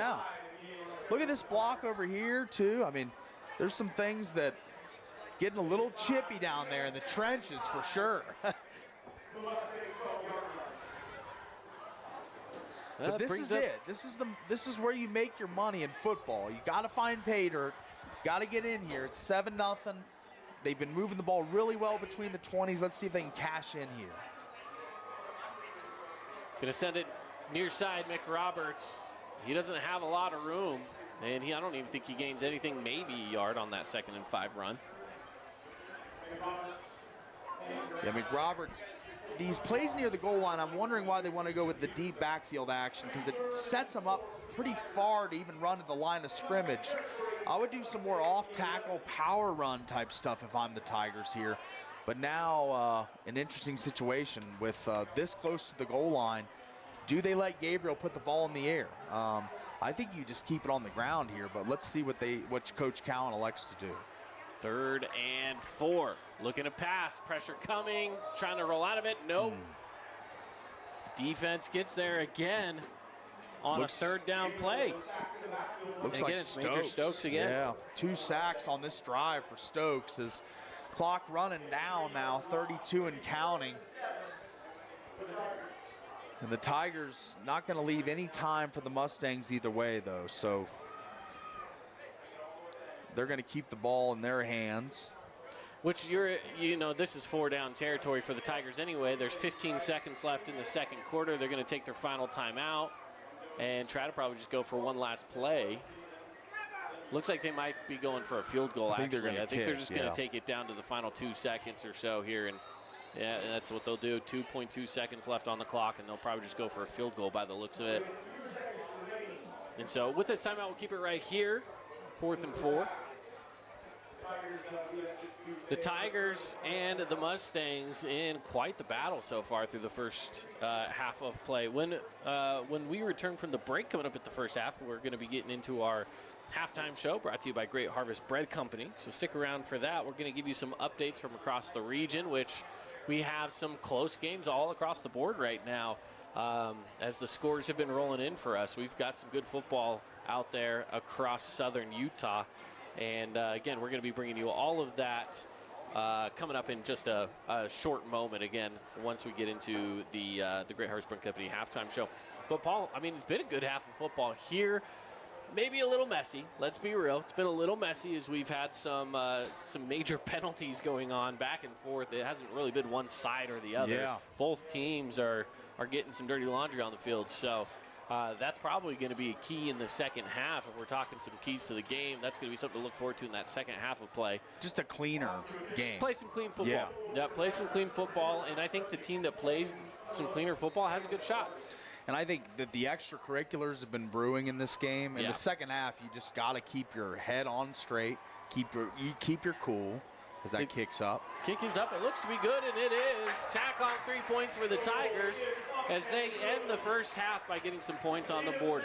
So with that, again, it is halftime. 7-3, Crimson Cliffs leads. We're going to take a break. More coming up in the halftime show when we return. This cheesesteak is so freshly grilled, you can still hear it sizzling. I can hear it too. Me too. Actually, it's the Hello? Cheesesteak? grill. Grilled right in front of you. It's a Jersey Mike's thing. From bold statements to subtle compliments, Wilkinson's House of Lighting will help you more fully enjoy all the different spaces in your home. Find us online at shopwilkinsons.com or come in and see what's new. 88 East, 1160 South, just off Main. At Findlay Subaru, we win for our customers. From the first handshake to you driving off the lot, our team runs the perfect game plan every time. Score your next Subaru at Findlay Subaru, 1453 Sunland Drive, on the saving side of the freeway. Huge news! Sport Court has a brand new showroom and design center, and it's next level. See why so many are choosing Sport Court here in Southern Utah for top quality basketball, pickleball, and multi-purpose courts. Learn more at sportcourtofsouthernutah.com. Kabuto's, St. George's #1 sushi and ramen bar. Student specials available Monday through Friday from 11 a.m. to 3 p.m. Make sure and give them a follow on social media at Kabuto Utah for weekly giveaways and local events. We love giving back to our community, and over the years, we have provided vehicles for families in need, supported local charities, and helped train our first responders. Dealer Collision, your place for collision repair. Your child's sports journey starts with the City of St. George Recreation. From their first steps on the court or field to becoming a star player, our youth sports programs are here to develop talents and teamwork skills. So get out and play. Check out all the sports and get signed up at sgcityrec.org. Hey, it's Sheldon Demke. Check out the latest episode of What's on the Menu, a behind-the-scenes tour of local restaurants. We'll see some of their favorite dishes and get an inside look on how these dishes are prepared. Check out this week's episode at stgeorgenews.com and click the shows on the menu tab. At Great Harvest, we believe in crafting more than just bread. We provide crisp, garden-fresh salads and savory sandwiches. Everything from garden-fresh ingredients to our signature handcrafted bread. Our friendly staff will guide you to find a meal that will leave you craving seconds. At Great Harvest, we truly provide something for everyone. And don't forget our baked goods. Satisfy your sweet tooth and finish your meal with a brownie or cinnamon roll. Come visit us at Great Harvest.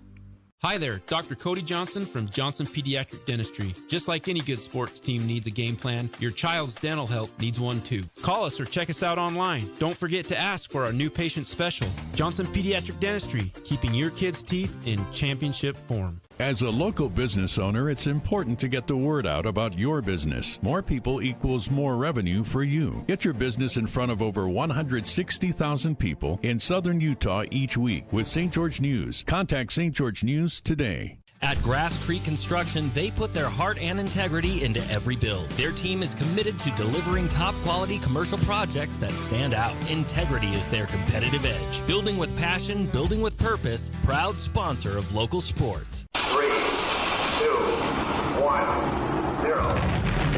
Welcome to House of Jump, where gravity meets excitement. Jump, dunk, and dodge your way into a world of laughter and adrenaline. Whether you're a high-flying pro or just looking to defy gravity, House of Jump is where the thrill begins. Elevate your fun, slam dunk like a champion, and dodge obstacles with style. House of Jump is where every moment is a soaring adventure. So what are you waiting for? Head on over to our house, the House of Jump, or purchase Jump Time online at houseofjump.com.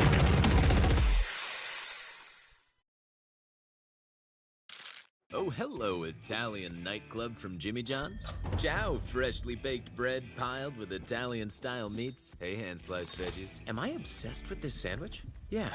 So what if I am? Jimmy John's. Order online or on the app. Flynn Group plays to win. From commercial to residential projects, we deliver the total building envelope. Roofing, glazing, and architectural metals. Championship quality every time. Flynn Group, we've got you covered. Hey, have you tried the St. George Stretch Lab? It'll help boost your athletic performance, help you feel less restricted in your movements, knock out those nagging aches and pains, and melt away your stress. Right now at the St. George Stretch Lab, get an intro stretch for just $39. That's $30 off. Mention keyword radio. At Grass Creek Construction, they put their heart and integrity into every build. Their team is committed to delivering top-quality commercial projects that stand out. Integrity is their competitive edge. Building with passion, building with purpose, proud sponsor of local sports. Check out this week's edition of TGIF on stgeorgenews.com. TGIF is your weekend adventure guide to all the fun and exciting things going on in southern Utah this weekend. Find this week's edition at stgeorgenews.com and click the shows on the menu tab. Have a blast this weekend. Hey St. George, this is Brian. I'm the new owner of your local Everbowl. Looking for a delicious, nutritious meal? Come to Everbowl. Our acai bowls are packed with superfoods to fuel your day. And it's where Region 9 sports fans fuel up. At Findlay Subaru, we win for our customers. From the first handshake to you driving off the lot, our team runs the perfect game plan every time. Score your next Subaru at Findlay Subaru, 1453 Sunland Drive, on the saving side of the freeway. At Grass Creek Construction, they put their heart and integrity into every build. Their team is committed to delivering top-quality commercial projects that stand out. Integrity is their competitive edge. Building with passion, building with purpose, proud sponsor of local sports. Today's game is brought to you by Handel's Homemade Ice Cream, Sport Court of Southern Utah, Mountain Bikes Pizza, Grass Creek Construction, and Jimmy John's.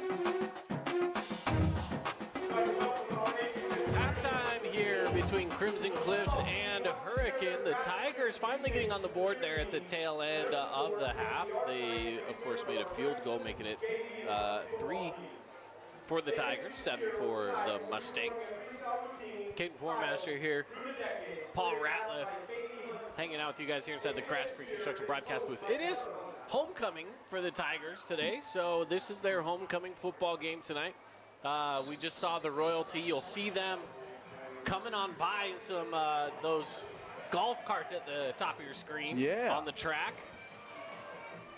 And, of course, we've got the cheerleaders out there now, the marching band getting ready to play. So they're pulling out all the stops for us here as we've got some homecoming festivities tonight. Yeah, this is a fun vibe. Homecoming, always a great time. The football game, the dance, everything that goes into it. So a homecoming time for the Tigers and a good crowd here tonight. Man, look at the stands on the home side. It is absolutely jammed, and away side jam too. I mean, this is a great capacity crowd for this big game, and we've seen a good one thus far. So 7-3 ball game, and been really tight both ways. A lot of penalties in the first half. Don't expect that to continue. I think both coaches going to clean it up at the halftime break, and we're going to see a more fluid game come the second half.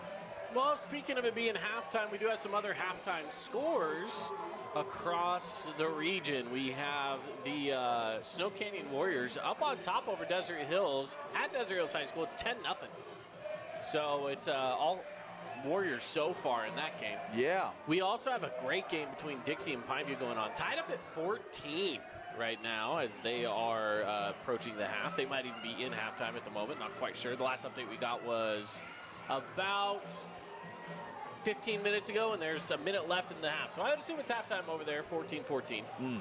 Those are the current updates we have right now for you of the region games going on. Yeah, I mean, I thought that this was one of the better slates, 3-game slates that we've had in a long time. I mean, really competitive, evenly matched games across the whole region tonight. I mean, Dixie and Pineview, the game we didn't even do tonight, is a thriller. I think two really balanced teams. I mean, it was a really tough decision for us on what games we were going to even do this week because 3 really good ones, and that Pineview-Dixie game really working out to be a barn burner, I think. Sure. And I'll admit this. Listen, we'll give them a peek behind the curtain. A lot of times, we're at this point in the season, we just want to make sure that everybody's been covered. And we hadn't seen Snow Canyon, we hadn't seen Hurricane yet. So we wanted to make sure to get these guys some love. And so that's why we're here at this game with Hurricane and Crimson Cliffs.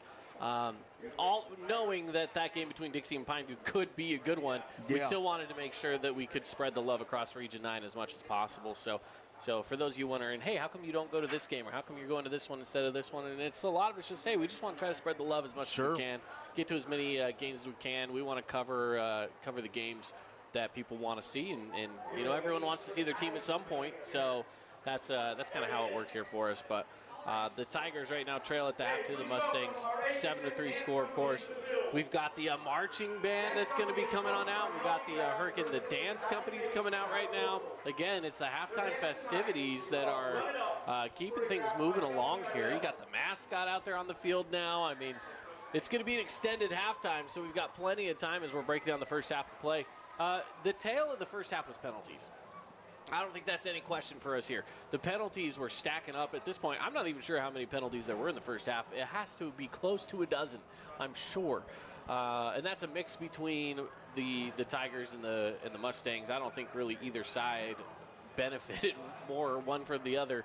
Yeah. I think it really went both ways. So, yeah, both of these schools were bringing out the yellow flags all game long so far. So second half, you're looking at some keys.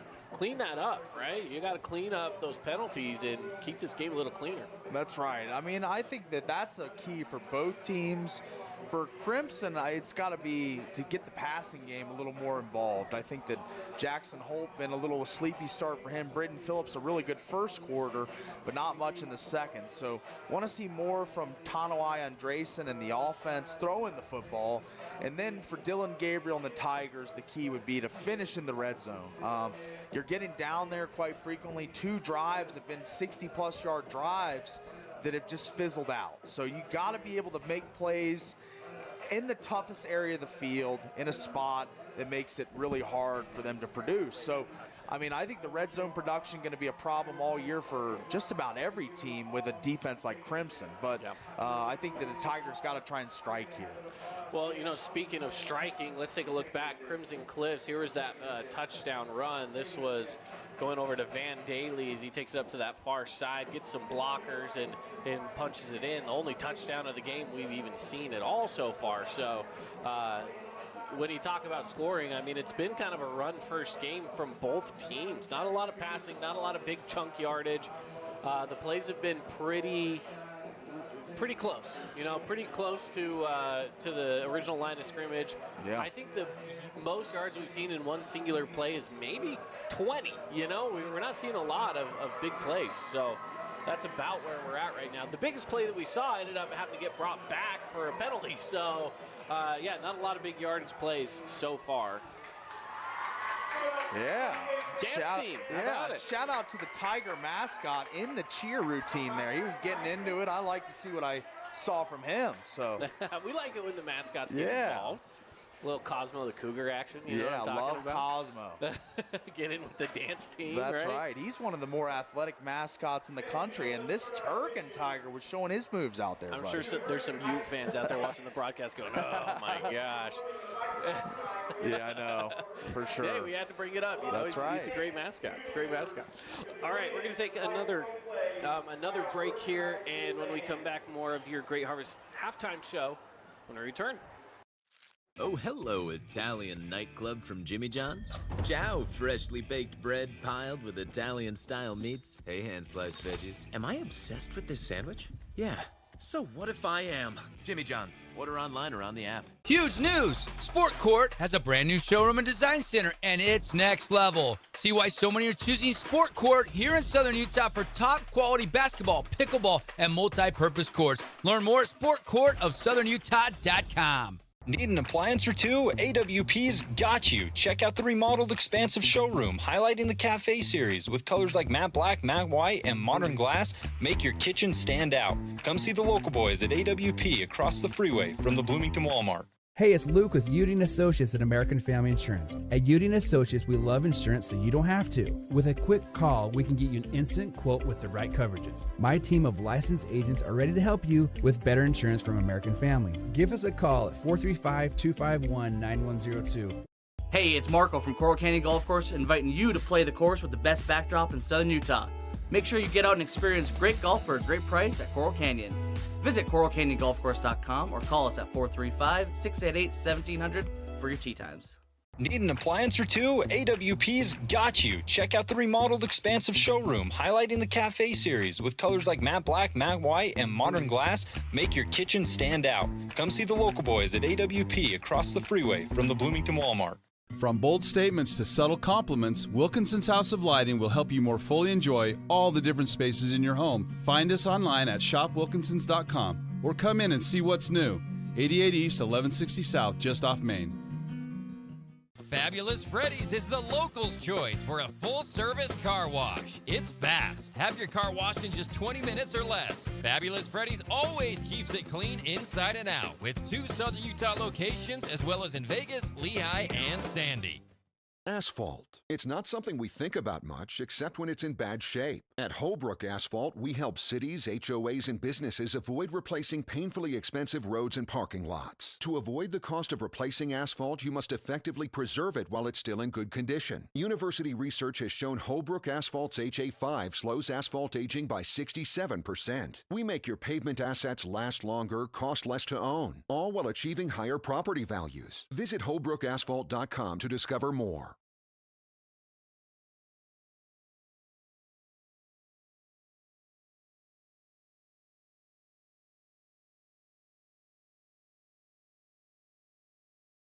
Your own relaxing, comfortable space. Boulevard Home offers the guaranteed best prices on furniture, appliances, mattresses, and more. And buy with no interest financing. Shop Boulevard Home, because home is who we are. Local media has the biggest impact on your daily life. It's what's around you, what matters. And at Canyon Media, our goal is to deliver the very best in local entertainment, news, and media. From our award-winning radio stations like 99.9 Coney Country to Southern Utah's #1 #1 source for local news, St. George News, Canyon Media, here for you. Hey, it's Luke with Udine Associates at American Family Insurance. At Udine Associates, we love insurance so you don't have to. With a quick call, we can get you an instant quote with the right coverages. My team of licensed agents are ready to help you with better insurance from American Family. Give us a call at 435-251-9102. Today's game is brought to you by Handel's Homemade Ice Cream, Sport Corp of Southern Utah, Mountain Bikes Pizza, Grass Creek Construction, and Jimmy John's. Back at it here at Hurricane High School. It's halftime. Crimson Cliffs and the Tigers. We are sitting on a 7-3 ball game here. Now, we do have some updates from across the region. If you haven't heard, you've got Snow Canyon up 10-0 over Desert Hills. We've got a clip from that game, so let's check out what's going on over there. This is the Snow Canyon Warriors on the play. Deep pass all the way down the sideline. Huge play for the Warriors first. The only touchdown of that game. Yeah. So, yeah, that's kind of interesting. Yeah, Parker Olson, we've seen him be a kind of a godsend for the Warriors football program. We didn't know who was going to be the quarterback for him. We thought it was Brody Lounsbury going into the season, but it's been Parker Olson. He's kind of taken the team by storm, and he's played really well. He showed it on that long pass there, the touch. What a great ball that was. Yep, perfect. I love seeing some good plays from across the region. That's a big play from Snow Canyon.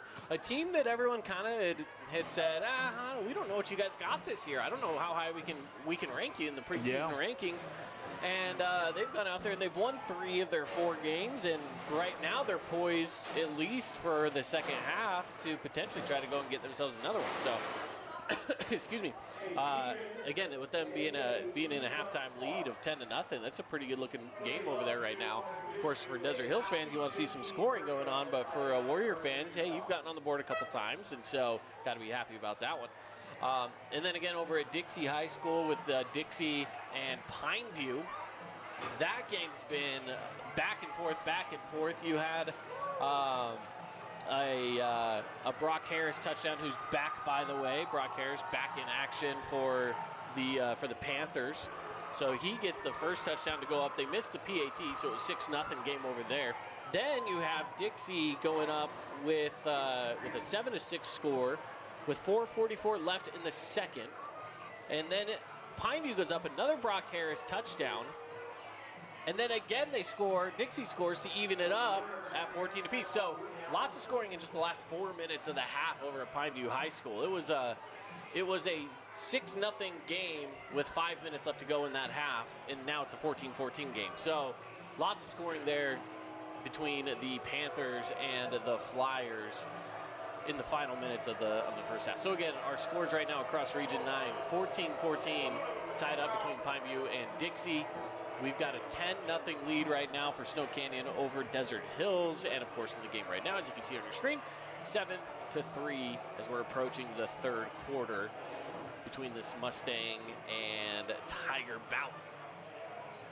We've got just a few minutes left here in halftime. Final thoughts before we break and head on into the third quarter. Yeah, I mean, this is going to be a fun finish to this game. I think that the penalties have been a big storyline, but homecoming night, a little jitters, I think, from both teams, and especially the Tigers offensively committing a few penalties they shouldn't have. But I think we're going to see a cleaner game, a fluid game, and a fun finish to this one. It's homecoming at Hurricane High School. The Tigers getting ready to storm back out onto the field, burst through the banner, and get ready for the second half, where they are trailing by 4 to the Mustangs. A lot left for them to do here. They will be receiving the ball to start the second half, so that is an important piece of information to keep in mind, is that they just had the final drive of the first half. They will start with the ball in the beginning of the second half. Second half coming up for you shortly. Inside of our Great Harvest Bread Company halftime shows, we're wrapping that up.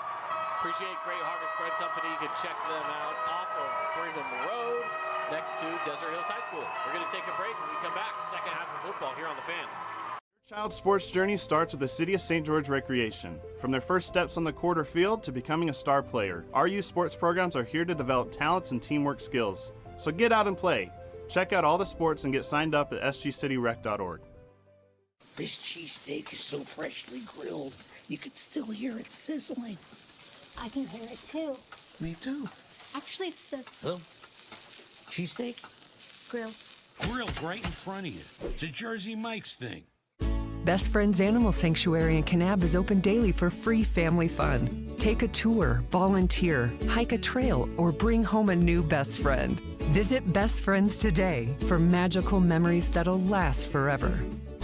Welcome to the Back Nine. We bring the world's best courses to you. Elevate your game at any time with 24/7 access to top-tier golf technology and expert PGA instructors available. Back Nine Golf is a place to improve your swing for all ages. Join us today. Scooter's Coffee and Hurricane is the best way to start your day or get you through your day. From breakfast sandwiches to cinnamon rolls to amazing smoothies and, of course, coffee. Anytime is a good time to sip and smile. Scooter's Coffee, open 7 days a week.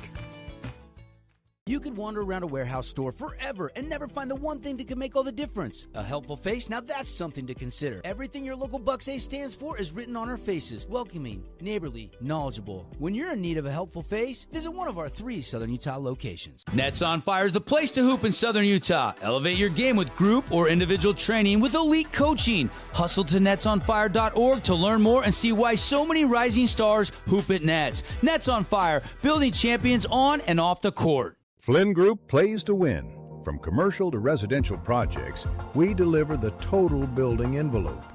Roofing, glazing, and architectural metals. Championship quality every time. Flynn Group, we've got you covered. Did you know that St. George News has a new app? Download the St. George News app today and stay up to date on everything happening in Southern Utah. Get instant notifications on news, weather, sports, and more. Download the app today and get your local news now. Aloha, sports fans. It's Boo Boo and Nick from Honolulu Grill. Come get a taste of the islands. Try our famous Kalua pork or tender teriyaki chicken, and you'll love our mac salad and sweet sauce on your rice. Don't forget to try our original Kava 8 at Honolulu Grill. It's game time. Today's game is brought to you by Handel's Homemade Ice Cream, Sport Court of Southern Utah, Mountain Bikes Pizza, Grass Creek Construction, and Jimmy John's.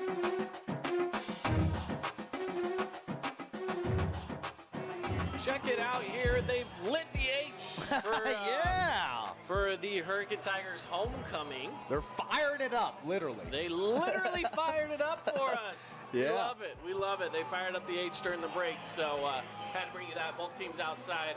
Now get ready for kickoff. 7-3 game, close one, and the Tigers are going to be receiving from the Mustangs. And second half ready to get underway. Halftime, again, brought to you by Great Harvest Bread Company. All right, let's get on into it. We've got the Mustangs ready to send this one away. Getting ready to kick here is Tice McKittrick, and he gets it into the end zone, bringing it back out to the 20-yard line. And this is a big start here for both teams as Hurricanes started the game out with a 3-and-out. They held the Mustangs to a great 3-and-out start, but now they are the ones with the ball in their hands first. So they got to avoid the quick series here. Got to go on a sustained drive, control the ball. Time of possession battle going to be so vital in the second half. And time of possession doesn't mean anything if you don't cash in. So like I said in the halftime break, one of the keys is to strike when the iron's hot. When you're in the red zone, Red Rock Real Estate red zone, you got to cash in if you're the Tigers. Let's see what they do here. They continue on with this bunch formation. They keep things nice and tight, like to run the ball in this scenario, but instead it's going to be rolling out, passing back to the other side, picked off immediately.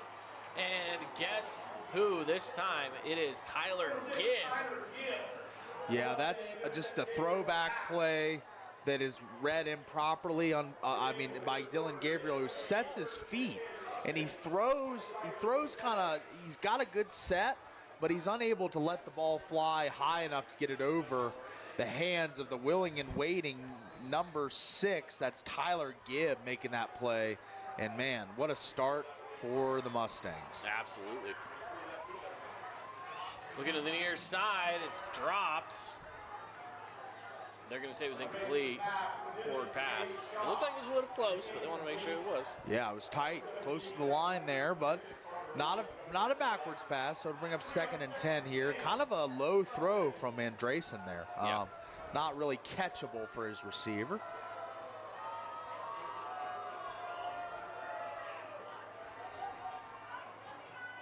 Looking for a handoff to Daly, and Daly's got no room to run, so that will be 3rd down. Run defense been really strong for the Tigers, filling gaps, stepping up into the holes, making plays that are off script. You know, sometimes it's blocked really well at the first level, but the second level cleans it up for the Tigers. The linebacking core have been really solid tonight. Yeah, they have, absolutely. 3rd down. This is big territory for the Tigers. Andresen looking to pass, goes to that far side. It's caught. It's going to be a 1st down. Big time catch by Britton Phillips. Phillips really hadn't been featured really since the first quarter when he was the hot, heavy target, but this time, nice out route there, beats his man, and good hands catch, moves the sticks, and good pass protection from the Mustangs front. On the option play, keeping it himself, and going down with it is Andresen. 23 for the Tigers. Again, we called his name a lot. Drake Gines, been kind of a focal point of the defense, coming up into the box, making a lot of tackles around the line of scrimmage, and he got another one there. I mean, he's done a tremendous job breaking into the backfield, helping in run support from that linebacker secondary hybrid spot that he kind of plays. Seen him floating around safety linebacker level all game. Looking to pass again. Nowhere to go, stepping up, and short gain, not much there. It'll be 3rd down. And this is a little bit, this is the most pressure I've seen generate. Obviously, wasn't on the Lone Peak game when Crimson went up to Lone Peak, but this level of pressure been probably the highest I've seen generated on this Crimson offensive line. They've kind of been, you know, behind the sticks a lot this game, taking some sacks, some loss for yardage plays, so done a good job. Said it last play, but the front of the Tigers. Pass into the middle, it's Holt. He's got it, he's close, and he's in. It's a touchdown for Holt and the Mustangs. And that's the 6-pack for Holt, his 6th of the season now already. And what a receiver he is. He always finds the pockets in the zone. Look at him sit down and just wait for the ball. There's 4 Tigers in the area, and he finds the pocket, the soft pocket in the zone for him to make that catch and run it into the end zone. Extra point is on its way shortly. McKittrick. Oh, excuse me, this one's going to be Jacob Sparks. It is up, and it's going to be good. 14-3, Mustangs taking the lead here on the Fan Sports Network. We'll take a quick 30 seconds. We'll be back after this. Everyone loves local sports and, of course, loves ice cream. And the best ice cream on the planet is Handel's Homemade Ice Cream. Open late every day of the week with dozens of delicious flavors. So after your favorite team wins, head over to Handel's to celebrate with locations in St. George, Layton, and Woods Cross.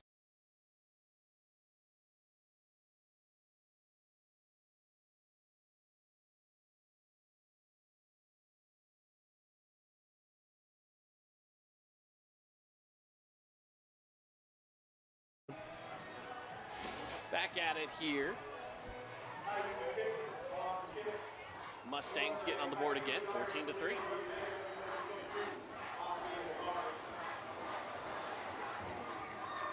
And again, kicking this one away. And it'll be brought back out to the 20-yard line.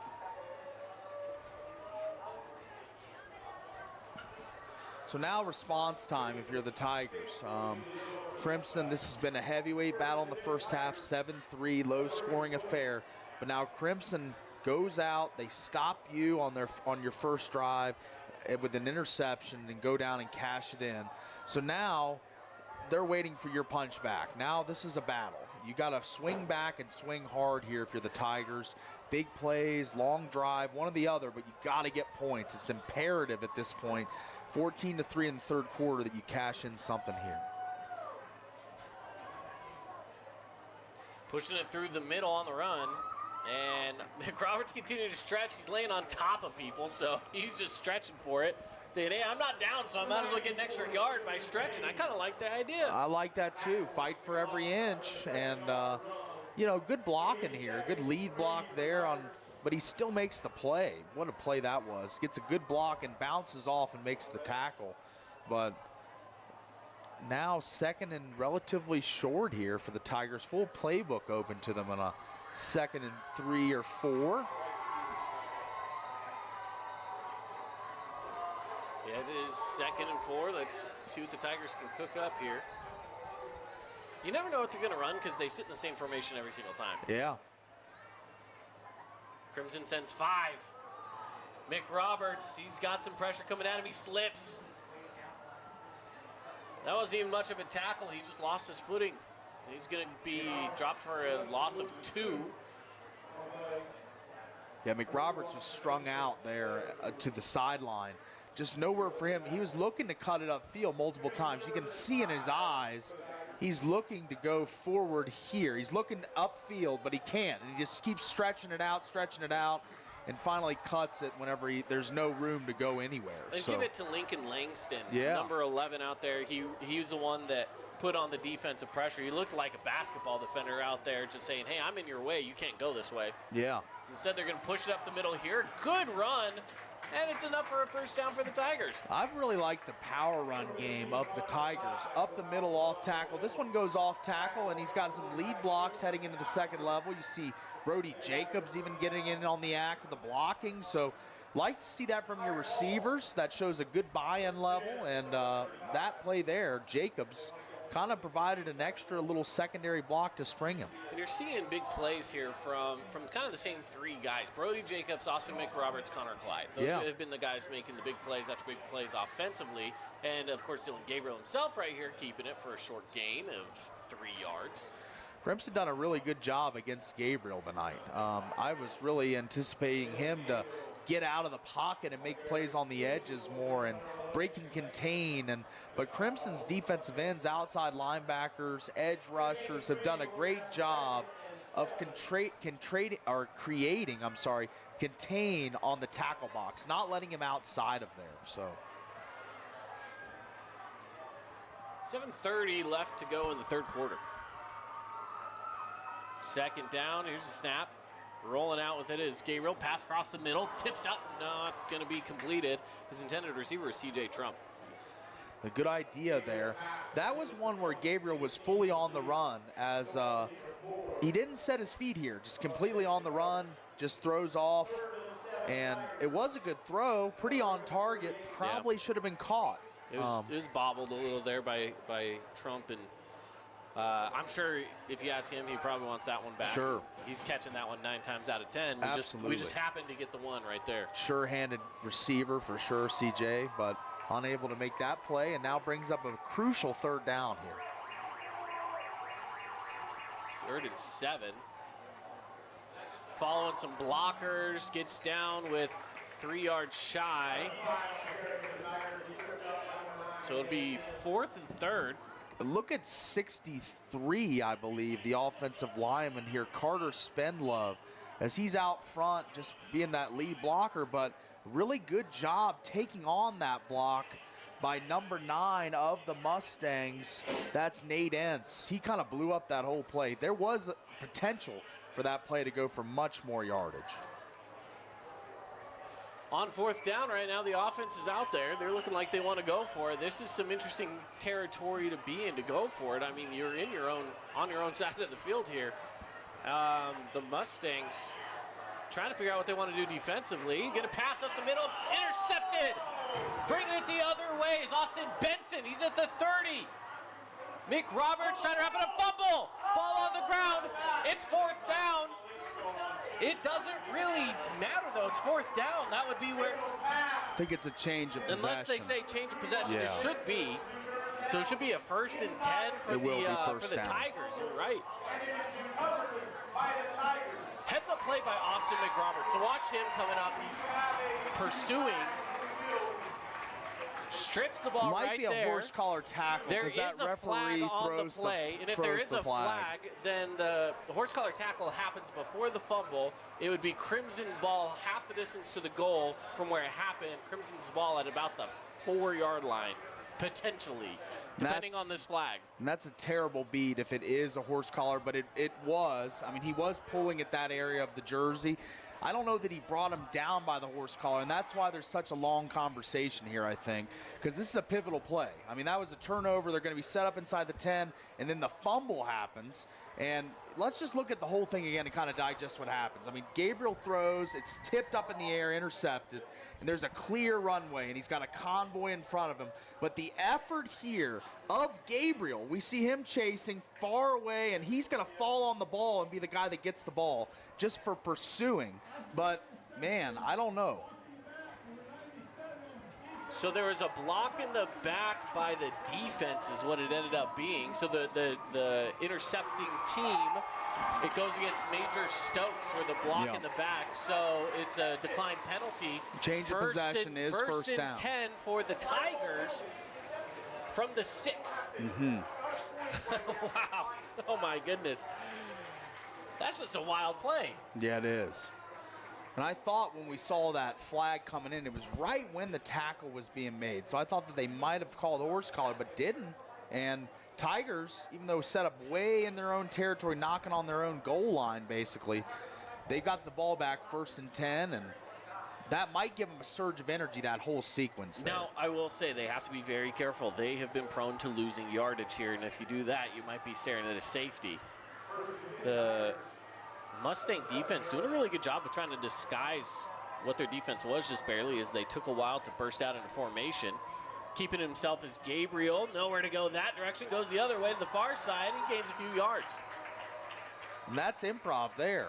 Just the way the play is designed, there's absolutely nothing. I mean, there's not much potential for any gain, but he reroutes, goes the opposite way, the total opposite side of the field, and picks up 5. I mean, that's a real productive first down play for the Tigers, who are close to their own end zone, like you said, giving up some negative plays today, but that gives them some breathing room. So kind of set up with a little better spot now. 2nd and 5. Some breathing room, as you mentioned. It's Brody Jacobs this time. He's bursting through. He's got a first down. That counter's been great all night. Jacobs or McRoberts or whoever's run from that wingback position coming across, that play's been effective pretty much all night long. As we see, they do there's guys running all different directions, kind of the scissor action, but that counter's been so effective. Now, what's interesting is you look at the guys in the secondary, because when it's come to the run game so far, since these have all been basically sweeps in some way, right? You have the secondary following the motion of the first direction. So when Brody Jacobs takes it in the second direction, there's way less people on that side as he's going to burst through here. And this time it's Austin McRoberts going down for about a 6-yard gain. But again, the secondary doesn't know what's going on. Yeah. So that help defense coming in from the back has struggled when they do that scissor action, as you mentioned. And the horses that Crimson has, I mean, they've got a lot of guys that can run the ball, whether it be Trump or Jacobs or McRoberts or Gabriel. They've got a lot of guys that you can disguise and use these fakes. Connor Clyde as well. So, like, there's so many guys that are effective running the ball. So I think that poses problems with the running or the defense for Crimson. Shaky camera. It's bouncing and hopping and jumping around here with the student section. It's like an earthquake every time they get hopping. That's right. First down, but we like Tigers. the energy. That's right. The camera doesn't like the energy, but we like the energy. The camera's out there going, oh. But yeah, first down pickup, and they're on the move once again. And another nice looking drive. They started on their own, inside their own 10, and they're already out to the 35 here. 34, I should say.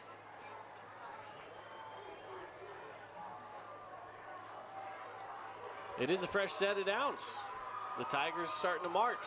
Pushing through, nowhere to go. Gain of 2 maybe for McRoberts.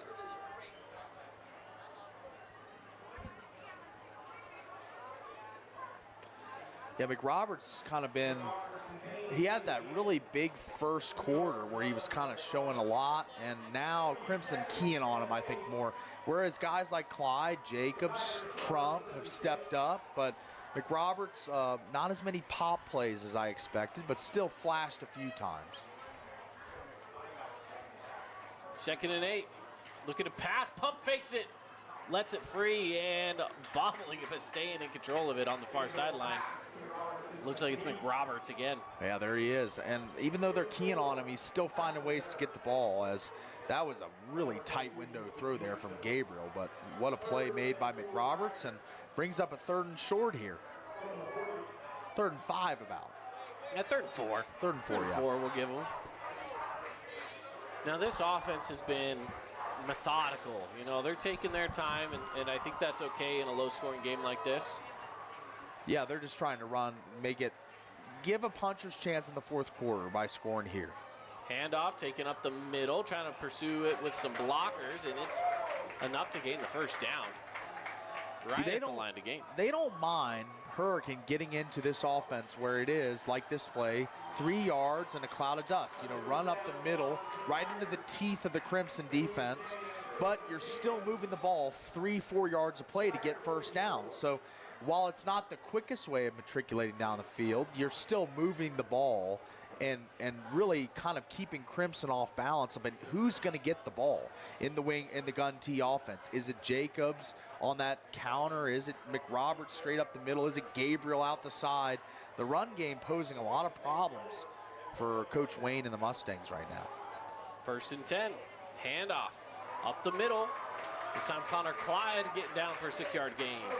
Like I say, if you're averaging 4 to 5 a carry, as long as you don't fumble, I mean, that's a pretty effective way of moving the ball. So Crimson has shown no ability to stop the run on multiple drives this game. So without the penalties and the holdings and the false starts, I think that the Tigers would have more points in the scoreboard right now. But that 1st quarter, 2nd quarter, a lot of penalties when they got in the red zone. Let's see if they're able to just move the ball down the field and keep it clean, no yellow laundry on the field. 2nd and 4. Tigers marching. Handoff. Bursting through. It's a first down and plenty more, and it's again Connor Clyde. Yeah. I mean, they really are keeping them guessing. As we see here on the Holbrook Asphalt replay, there's the straight give. There's no window dressing this time. It's just Connor Clyde, and I think the Mustangs were probably expecting, all right, we're going to see some more action in the backfield. Who's going to get it? But that was just a straight give all the way. So well, they spread out the receivers, so it looked like, all right, maybe this is a passing play. The secondary spread out. Psych, it's a run again. But I think if you're Hurricane, you just keep running until they stop it. And they're going to give it to Brody Jacobs. He's got a crease to get through, and he'll gain 4. Yeah, I'd say the average pickup on the ground for this drive is 4, 4.5, 5 yards a carry. Like, that's a super productive and healthy average. And again, this drive started on a fumble, like a miscue by the Mustangs that ended up in your lap, and you get a first down gifted to you, and then you go on this great drive. I mean, here with 1 minute left in the 3rd quarter, 1:05 and ticking, they got to get a score. They got to. 2nd down. Another handoff. Clyde has nowhere to go this time. He might even be there for a loss of a yard, and they'll give him right back to the original line of scrimmage, so no gain. And great tackle there by 94 Tristan Payne, the senior. He kind of came in like gangbusters there through the gap and really blew up McRoberts' first negative rushing play I feel like they've had this entire drive. So really, really productive thus far from the Tigers, but great play there in the backfield. This will be the final play of the 3rd quarter, 23 seconds and ticking down. Handoff. Bursting through McRoberts. It's another first down for the Tigers. Again on 3rd, they convert to a first. And why throw it when you can do this? I mean, why throw the ball when you can just execute in the running game as good as they are? This offensive line, you could drive a Mack truck through that hole, Caden. I mean, you really could drive a semi-truck through the hole that was just opened up there. 4th quarter on its way. It's 14-3. Crimson Cliffs leads. Hurricane marching towards the end zone when we return. Your child's sports journey starts with the City of St. George Recreation. From their first steps on the quarter field to becoming a star player, our youth sports programs are here to develop talents and teamwork skills. So get out and play. Check out all the sports and get signed up at sgcityrec.org. Hey, it's Sheldon Demke. Check out the latest episode of What's on the Menu, a behind-the-scenes tour of local restaurants. We'll see some of their favorite dishes and get an inside look on how these dishes are prepared. Check out this week's episode at stgeorgenews.com and click the shows on the menu tab. At Great Harvest, we believe in crafting more than just bread. We provide crisp, garden-fresh salads and savory sandwiches. Everything from garden-fresh ingredients to our signature handcrafted bread. Our friendly staff will guide you to find a meal that will leave you craving seconds. At Great Harvest, we truly provide something for everyone. And don't forget our baked goods. Satisfy your sweet tooth and finish your meal with a brownie or cinnamon roll. Come visit us at Great Harvest. Fourth quarter upon us now, 14-3. The Tigers have been marching, and they just barely got themselves a first down. So, are we going to see the Tigers get their first touchdown of the game here? That's kind of the big question. It's been a wild drive. I mean, it started on a drive, throws an interception, they run it back to the 6, they fumble it, Hurricane picks it up, says it was a change of possession, Hurricane gets to keep it. It was on a 4th down, and so the Hurricane keeps it with a fresh set of downs, and since then they've been marching the entire way. It's been slow, it's been methodical, but it's been all Hurricane Tigers. Super effective. Another run, there's a gap, it's Brody Jacobs. Look at this. One defender, and it's another first down before he goes out of bounds at about the 12-yard line. And that was, we'll see on the replay here, this should have been stopped long before. We got the tail end there, but he kind of gets to the outside and kind of goes opposite direction of the field, and there's all this space. I think his eyes got wide when he saw all the space whenever he was like, wow, let me go to this other side and get this first down real quick and keep us moving on this drive. Insane. The running game been really impressive. Absolutely. I mean, not much from the throwing game tonight from Gabriel and the Tigers, but why do it when you don't need to? This time it's Clyde, and there's a lot of defensive pressure in there. So he doesn't go far, if anywhere. I think it's going to be 2nd and 10. I think that's our Findlay Subaru star of the week of the past week, Dietrich Moore, stepping in there. Yeah, he number plugged one. the gap pretty well. A lot of guys on the play. But he had him wrapped up on the ankles at the center of your screen. Bradley Rose running into the game for the Tigers. He's been in and out a little bit. We haven't called his name too much. No plays going his direction. He's been one of the wideouts here. As you see him going to the near side of your screen. Yeah. He's just off the corner of the screen right now. Austin McRoberts set up in slot. Connor Clyde at the back position. And there's going to be a flag on the play.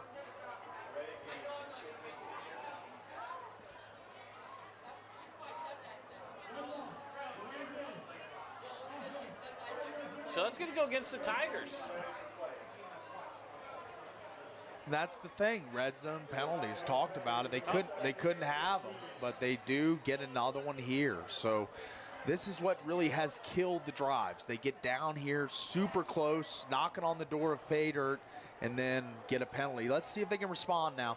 I don't think you're going to be able to run the ball 3 times here. You're going to have to put the ball in the air probably at least once if you're a Hurricane. It's tough because they've had some running plays where they're gaining 5, 6, 7 yards, and if you can do that a couple times, you're okay. But they do take a timeout to talk things through with it being 2nd and 15. We'll take one ourselves. Hurricane marching 14-3, the Mustangs lead. Hi there, Dr. Cody Johnson from Johnson Pediatric Dentistry. Just like any good sports team needs a game plan, your child's dental health needs one too. Call us or check us out online. Don't forget to ask for our new patient special. Johnson Pediatric Dentistry, keeping your kids' teeth in championship form. As a local business owner, it's important to get the word out about your business. More people equals more revenue for you. Get your business in front of over 160,000 people in southern Utah each week with St. George News. Contact St. George News today. At Grass Creek Construction, they put their heart and integrity into every build. Their team is committed to delivering top-quality commercial projects that stand out. Integrity is their competitive edge. Building with passion, building with purpose, proud sponsor of local sports. Back into the action here.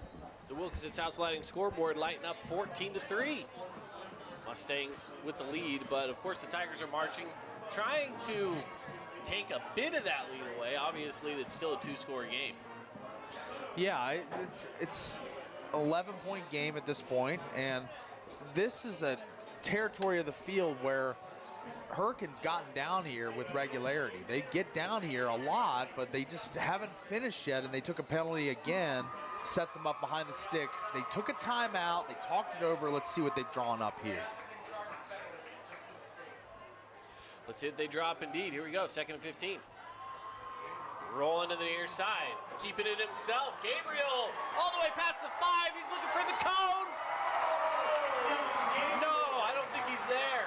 I don't think he's there. He's shy by a yard.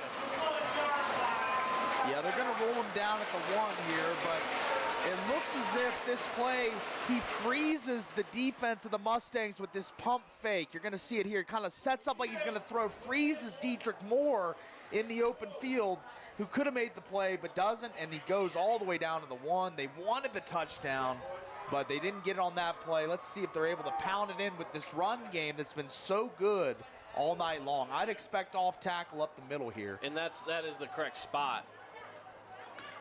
Oh. Through the middle, McRoberts. He's in. Touchdown. And that'll get this crowd revved up for sure, as the Tigers faithful real excited about this, and they should be. They're swinging punch for punch with the back-to-back state champions in this game. In that run game, they pushed it right down their throat the whole drive. That's something that you don't see many teams do to the Mustangs, and that was power football epitomized on that drive. Check it out here on the replay. Again, just an easy burst through. Dylan Gabriel setting it up. Austin McRoberts finishing it off. It's the teamwork you like to see. Yeah, been real impressed by the offensive line, the running game of the Tigers, and again, just what a play that was by Gabriel, just freezing Dietrich Moore, who I think could have made the play in the open field. But man, just a savvy, high IQ football play from Dylan Gabriel. The guy, you can tell he's a senior. They're rolling out here as well. Oh. On this. Incomplete. Incomplete on the 2-point conversion. Sorry, we got stuck there on the replay for yeah, a second. my fault. But anyway, rolling out there. You can watch it here on the replay for those of you that missed it. Just nowhere to go. Nobody home. So, 14-9. Here's the downside right now is no matter what, you were going to be facing at least a 4-point. Like, you couldn't settle for a field goal. It was really no harm to go for the 2-point conversion. The 2-point conversion makes it a field goal of a game, right? Yeah. It's a 3-point game. You have nothing to lose But, there by going for it. you miss it, okay. It would have been the same as going for a field goal in some ways, right? Still going to need a touchdown to win the game. Exactly. Yeah. Were you the Tara when we're listening to the radio? Were you Tara? Yeah. You're Andy Atkins' mom, right? Yeah. Okay. My daughter started playing. So we've got a ball game here. 14-9, Crimson Cliffs. Still on top. They're going to be receiving the ball here from the Tigers, and there is 10:30 left on the clock here in the 4th. Yeah, 10:40 in the 4th. We got Lose Yourself, Eminem over the PA here, as we know this is tight, crunch time of the game. 4th quarter time, and we got a tight ball game. And it's a returnable kick as well, picked up at the 4-yard line, bringing it out through the middle. There's some space, still has some blockers, going on through Shaw, out to the 50-yard line before he's finally brought down. Cade Shaw. And that's a way to quickly take the momentum back if you're the Mustangs, as this play's blocked up great. Great camera work by Andy here, catching the whole thing, as there's just great blocks, and he springs it out, gets out by the numbers, but great pursuit from the Tigers. That kind of had a chance. And the fact that they were able to bring it all the way out to midfield with the guy on his back, I mean, pretty impressive. Running out through and across the middle.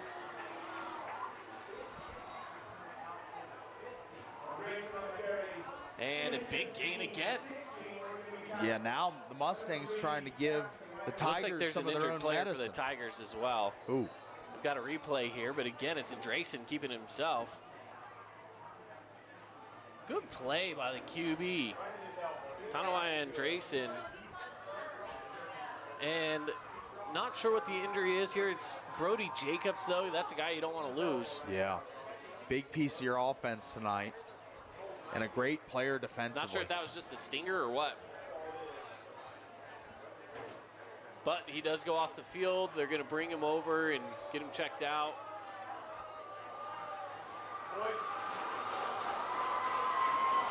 So here we go, another first down for the Mustangs. Running through, it's again Andreessen all the way down inside the red zone near the 10-yard line. Big play after big play for the QB. He's shot out of a cannon here. This is as fast as I've seen Andreessen run, as he's got a straight line and a nice lane there, and he turns on the jets. Man, what a run that was. Well, just a great option play and good read by the junior quarterback. He goes with the handoff. It's Van Daly. He's got a little bit of a lane, and he gets inside the 10-yard line. It'll be second down with about 4 to go. Right now, the Mustangs are saying, we're not going to let you stay within a score for long. They're really pushing towards that end zone. They're giving them a taste of their own medicine, the Tigers. They're running the ball right at them after the Tigers just ran it at the Mustangs. So kind of just pushing back a little bit. Another option play, and Van Daly getting stuffed up. Good defensive pressure there.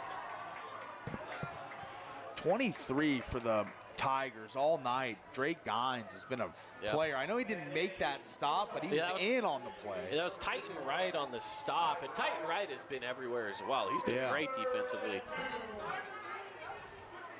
Third down, 2 to go for Crimson Cliffs as they're marching.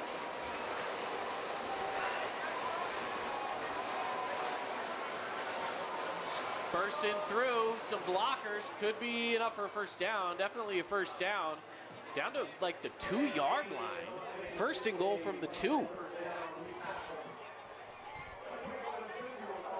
Yeah, just the offensive line starting to dig in a little bit. A lot of two-way players for the Tigers, and I think fatigue starting to be a little bit of a factor here, especially along the defensive front, because the line of the Mustangs just kind of bullying the Tigers late in this game. So here we go, first and goal from the 2. Van Daly swarmed. Cut short by the Tiger defense. They heard me on that play. They heard they you didn't want to be indeed. bullied on that play. They heard you. And again, it's Titan Wright on the stop. He's everywhere. Yeah, absolutely. Just a big, imposing force on that defensive line. Absolutely. On that interior defense, I mean, he's just reading that offensive line really well, trying to figure out where they're creating the holes, and he's able to just slip past that offensive Following block. the pullers. I've seen him do that a couple times. So it's second and goal from the 2. Rolling it out to the far side. Wow.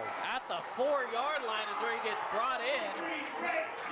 Big stop again. I think it's number 11, Camden Hardy there. That was makes number first contact. 23 made first contact. Oh, he did? Okay, yeah, so that's Drake Gines. Yeah. So third down from the 5-yard line now. Third and goal from the 5.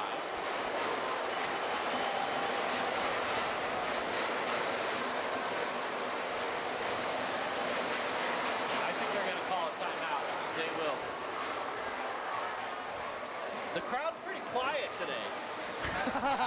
Yeah, absolutely.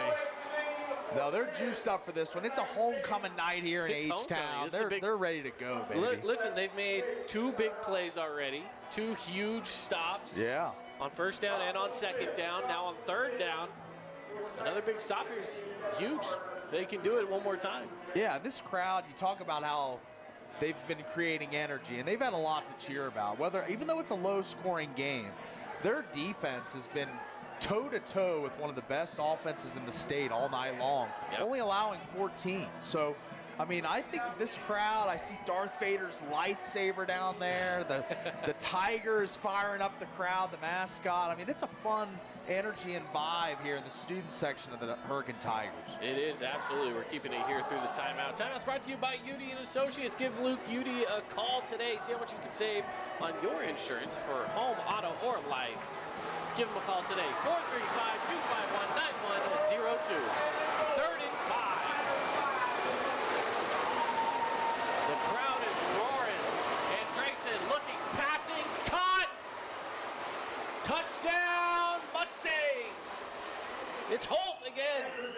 That's the 2 pair for Holt as he finds his way in again for his now 7th touchdown on the season. And again, just another great route. Always said he's a route running technician, just runs to the sideline, knows how much space he needs for his feet, sets down right there and makes the play. 20-9. Mustangs back on top by 2 scores.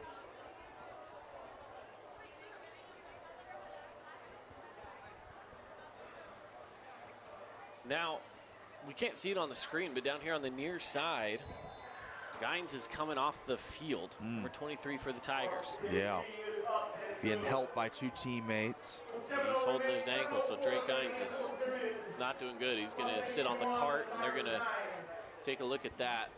Right knee or right ankle, I'm not exactly sure. But they do have him set up on a chair right now.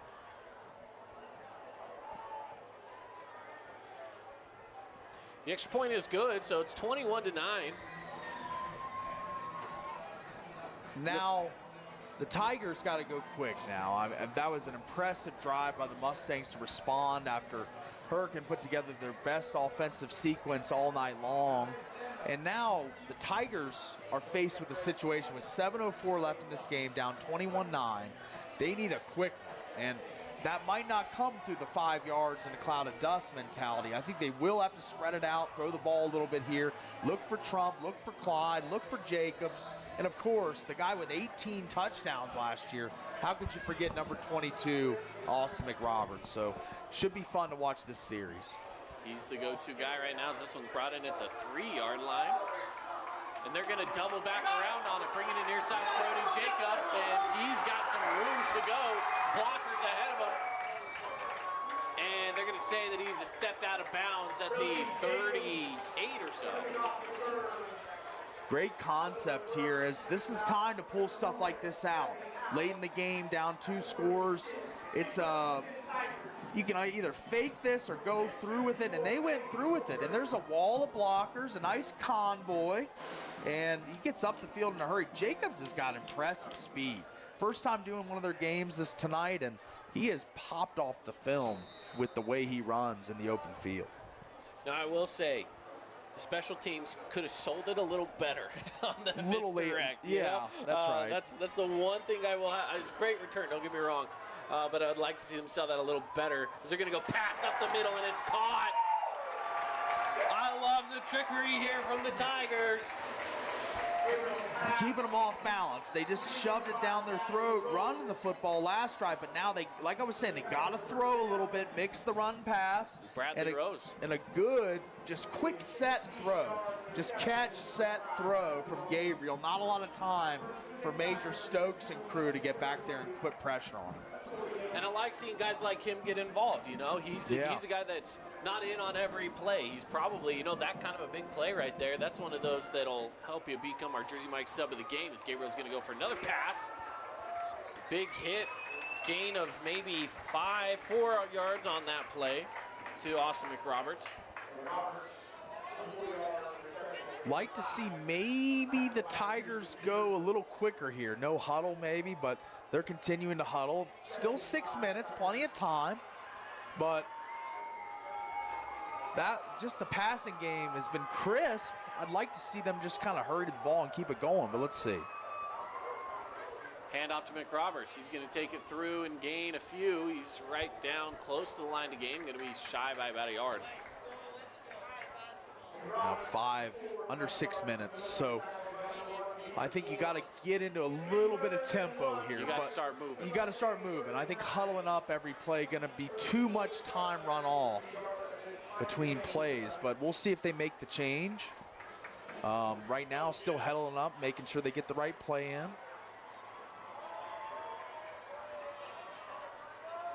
Hand off again. Plenty of space. It's enough for a first down easily for the Tigers. It's McRoberts on kind of the fullback dive type look, as he's kind of set up. That wasn't McRoberts. That was number 29 right here. Oh, was it? That was okay. Ryder Allred. Ryder Allred coming in, and RJ getting it done. Called his name earlier, back in like the first quarter or so it's been a little bit, but he's still getting some things done here in the fourth. Again, a decent deficit, 21-9. You've got to make some moves happen with 4:48 left to go. Flag on the play, some movement.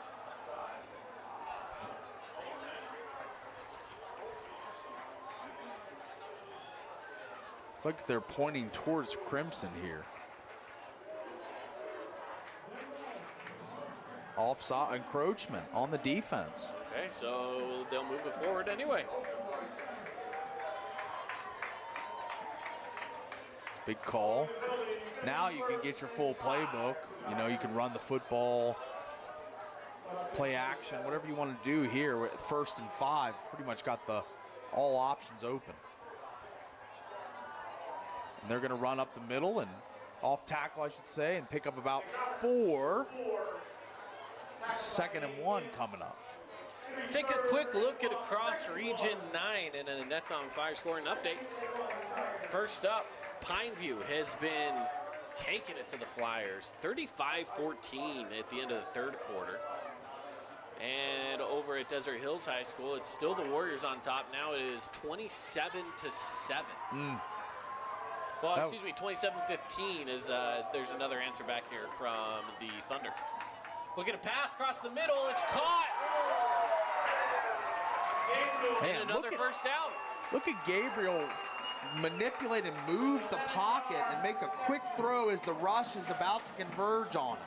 As we see on the replay here, the motion man, he takes the snap and he sets. There's about to be some hits coming, but he lets the ball fly.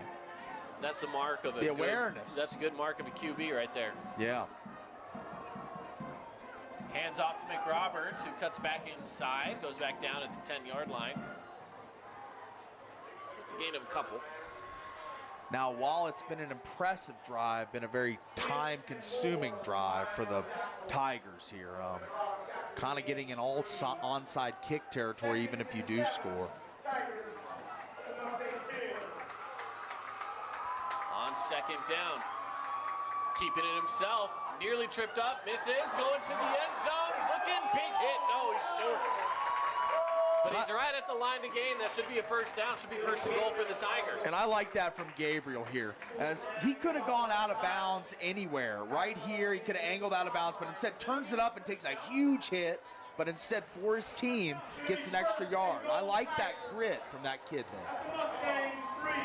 Jacob Lynch on the stop. That's a big-time stop right there. Yeah.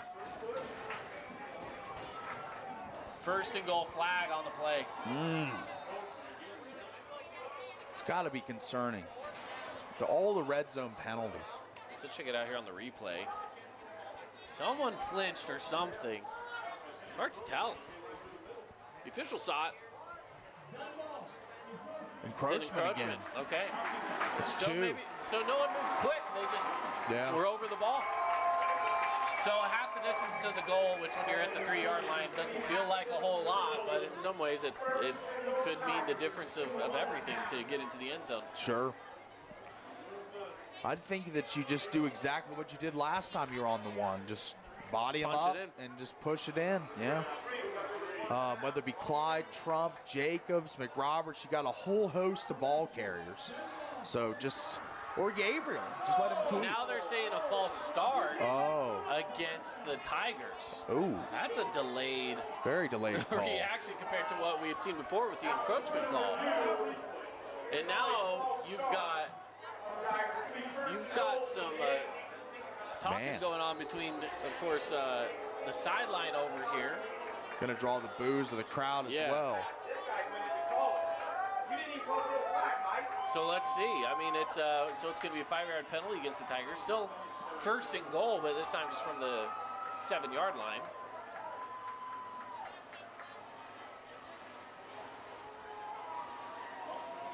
Here we go.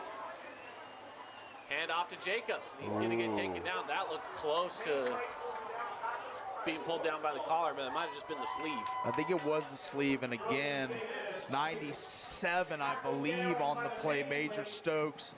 This will go for another tackle for loss, but yeah, that probably was close. That's high sleeve. Very close. That's a high sleeve. It's kind of like good awareness. I'll be honest. Taking out a guy with one hand from a sleeve, that's a lot of strength right there from the end. It is.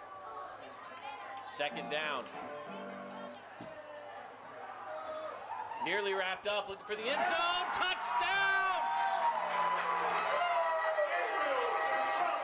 And that's Gabriel as a passer. That's 3 now completions, 1 touchdown pass on this drive.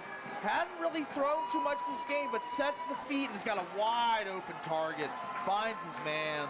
And now we got a 1-score ball game once again on the Wilkinson's House of Lighting scoreboard. 21-15 pending this PAT try. Now we haven't seen CJ Trump get involved too much. He's been targeted only maybe a couple of times in this game and just barely getting targeted for that touchdown. The extra point is up and it looks to be good. It is. Again, it's a 1-score game. 21-16. We're going to step aside and be back as we'll wrap up the last minute 51 here on the Fan. Oh, hello, Italian nightclub from Jimmy John's. Ciao, freshly baked bread piled with Italian-style meats. Hey, hand-sliced veggies. Am I obsessed with this sandwich? Yeah. So what if I am? Jimmy John's. Order online or on the app. Flynn Group plays to win. From commercial to residential projects, we deliver the total building envelope. Roofing, glazing, and architectural metals. Championship quality every time. Flynn Group, we've got you covered. Hey, have you tried the St. George Stretch Lab? It'll help boost your athletic performance, help you feel less restricted in your movements, knock out those nagging aches and pains, and melt away your stress. Right now at the St. George Stretch Lab, get an intro stretch for just $39. That's $30 off. Mention keyword radio. The kickoff is about to be underway after the score from the Tigers. 21-16. It's a 1-score game. And right now, the Mustangs are lined up prepared for an onside kick. There's a minute 51 left, so there's still anybody's ball game. It's kind of a pooch kick. Rolling, rolling, rolling. It's going to go out of bounds, and they'll let it run out of bounds at that point. It's got to be, I'm not seeing a flag come out, but if you kick the ball out of bounds. He just threw. There we go. There it is, finally. Yeah. All right, all right. A little delayed, like that false start call. They're like, all right, that wasn't a punt? Okay, just making sure. You're going to set up the Mustangs at the 35. Now, here's the thing. We're going to get into timeout territory right now. Absolutely. Mustangs are going to run the ball a lot. Perkins going to call them as many timeouts as they can. I think they've got 2 left.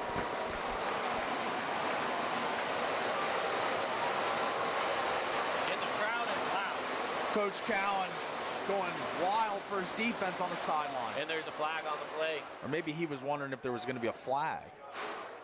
I think he might have been trying to spot something. Let's check it out here. For something. And it might have been a false start. Okay. And that's going to go against the offense. So bring it back out to the 30. 1st and 15. Tiger fans really firing up their team here. They've got a good, raucous crowd right now, down 1 score, a minute 49. They need some big plays, and their crowd summoning it. On the option play, they're going to run it, pushing the pile forward, and it's a gain of 6 and a timeout taken by Coach Cowan. Coach Cowan, the quick timeout there, was following the official the whole way, trying to make sure he gets that call in to save every precious second. And now it's going to be super interesting to see what the plan is here for both teams. As you know, Crimson going to want to keep the clock rolling, so they're going to keep the ball on the ground. But does Hurricane allot all the people to the box and just try and totally shut down the run, get as quick of a possession possible, and get the ball back here with no timeouts and probably less than a minute? But that'd be the dream scenario. Going on that long drive that the Tigers just went on, running the ball, taking a while to get up to the line. Now you're kind of paying that fee for taking a long time to get up to the line and not going no huddle. So it was an interesting decision at the time, and now it's coming back to bite them a little bit with 1:44 left. But let's see if they can get the stop here and extend this game. So on 2nd down, And after the timeout, the Mustangs trying to still move the ball, trying to get another first.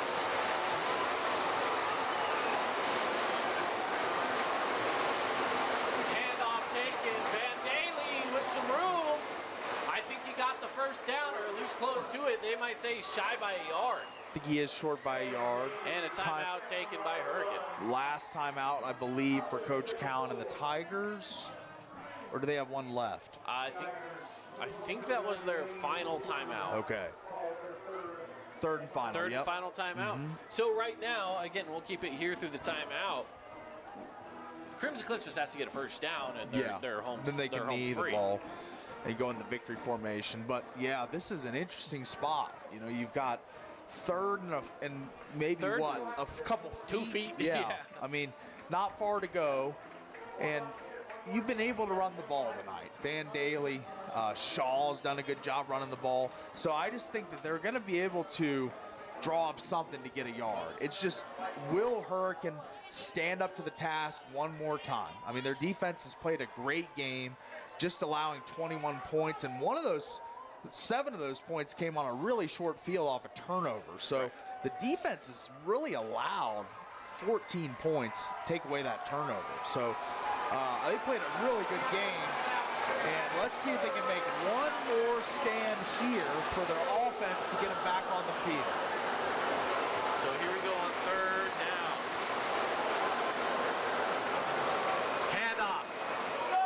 Around the outside, first down for the Mustangs. And that's going to be the ball game. Van Daly gets the first down. And the crowd is quiet as a library now. That was the play. You know, they brought all the intensity. It was really loud in here. I could barely even hear you, Caden. I could barely hear me. Yeah, as he found his way around the left side and picks up the first down. Van Daly, just the consummate hard runner. He's not going to go down at first contact. We know that. So he was lined up a little bit in the backfield. They had opportunities, but unable to bring him down. And that's pretty much going to do it for this one.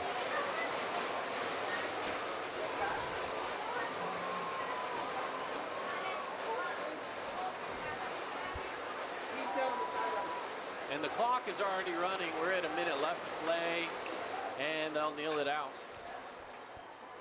They need to snap the ball one more time, and that's it. So technically second and long, but you know, second and 15 here.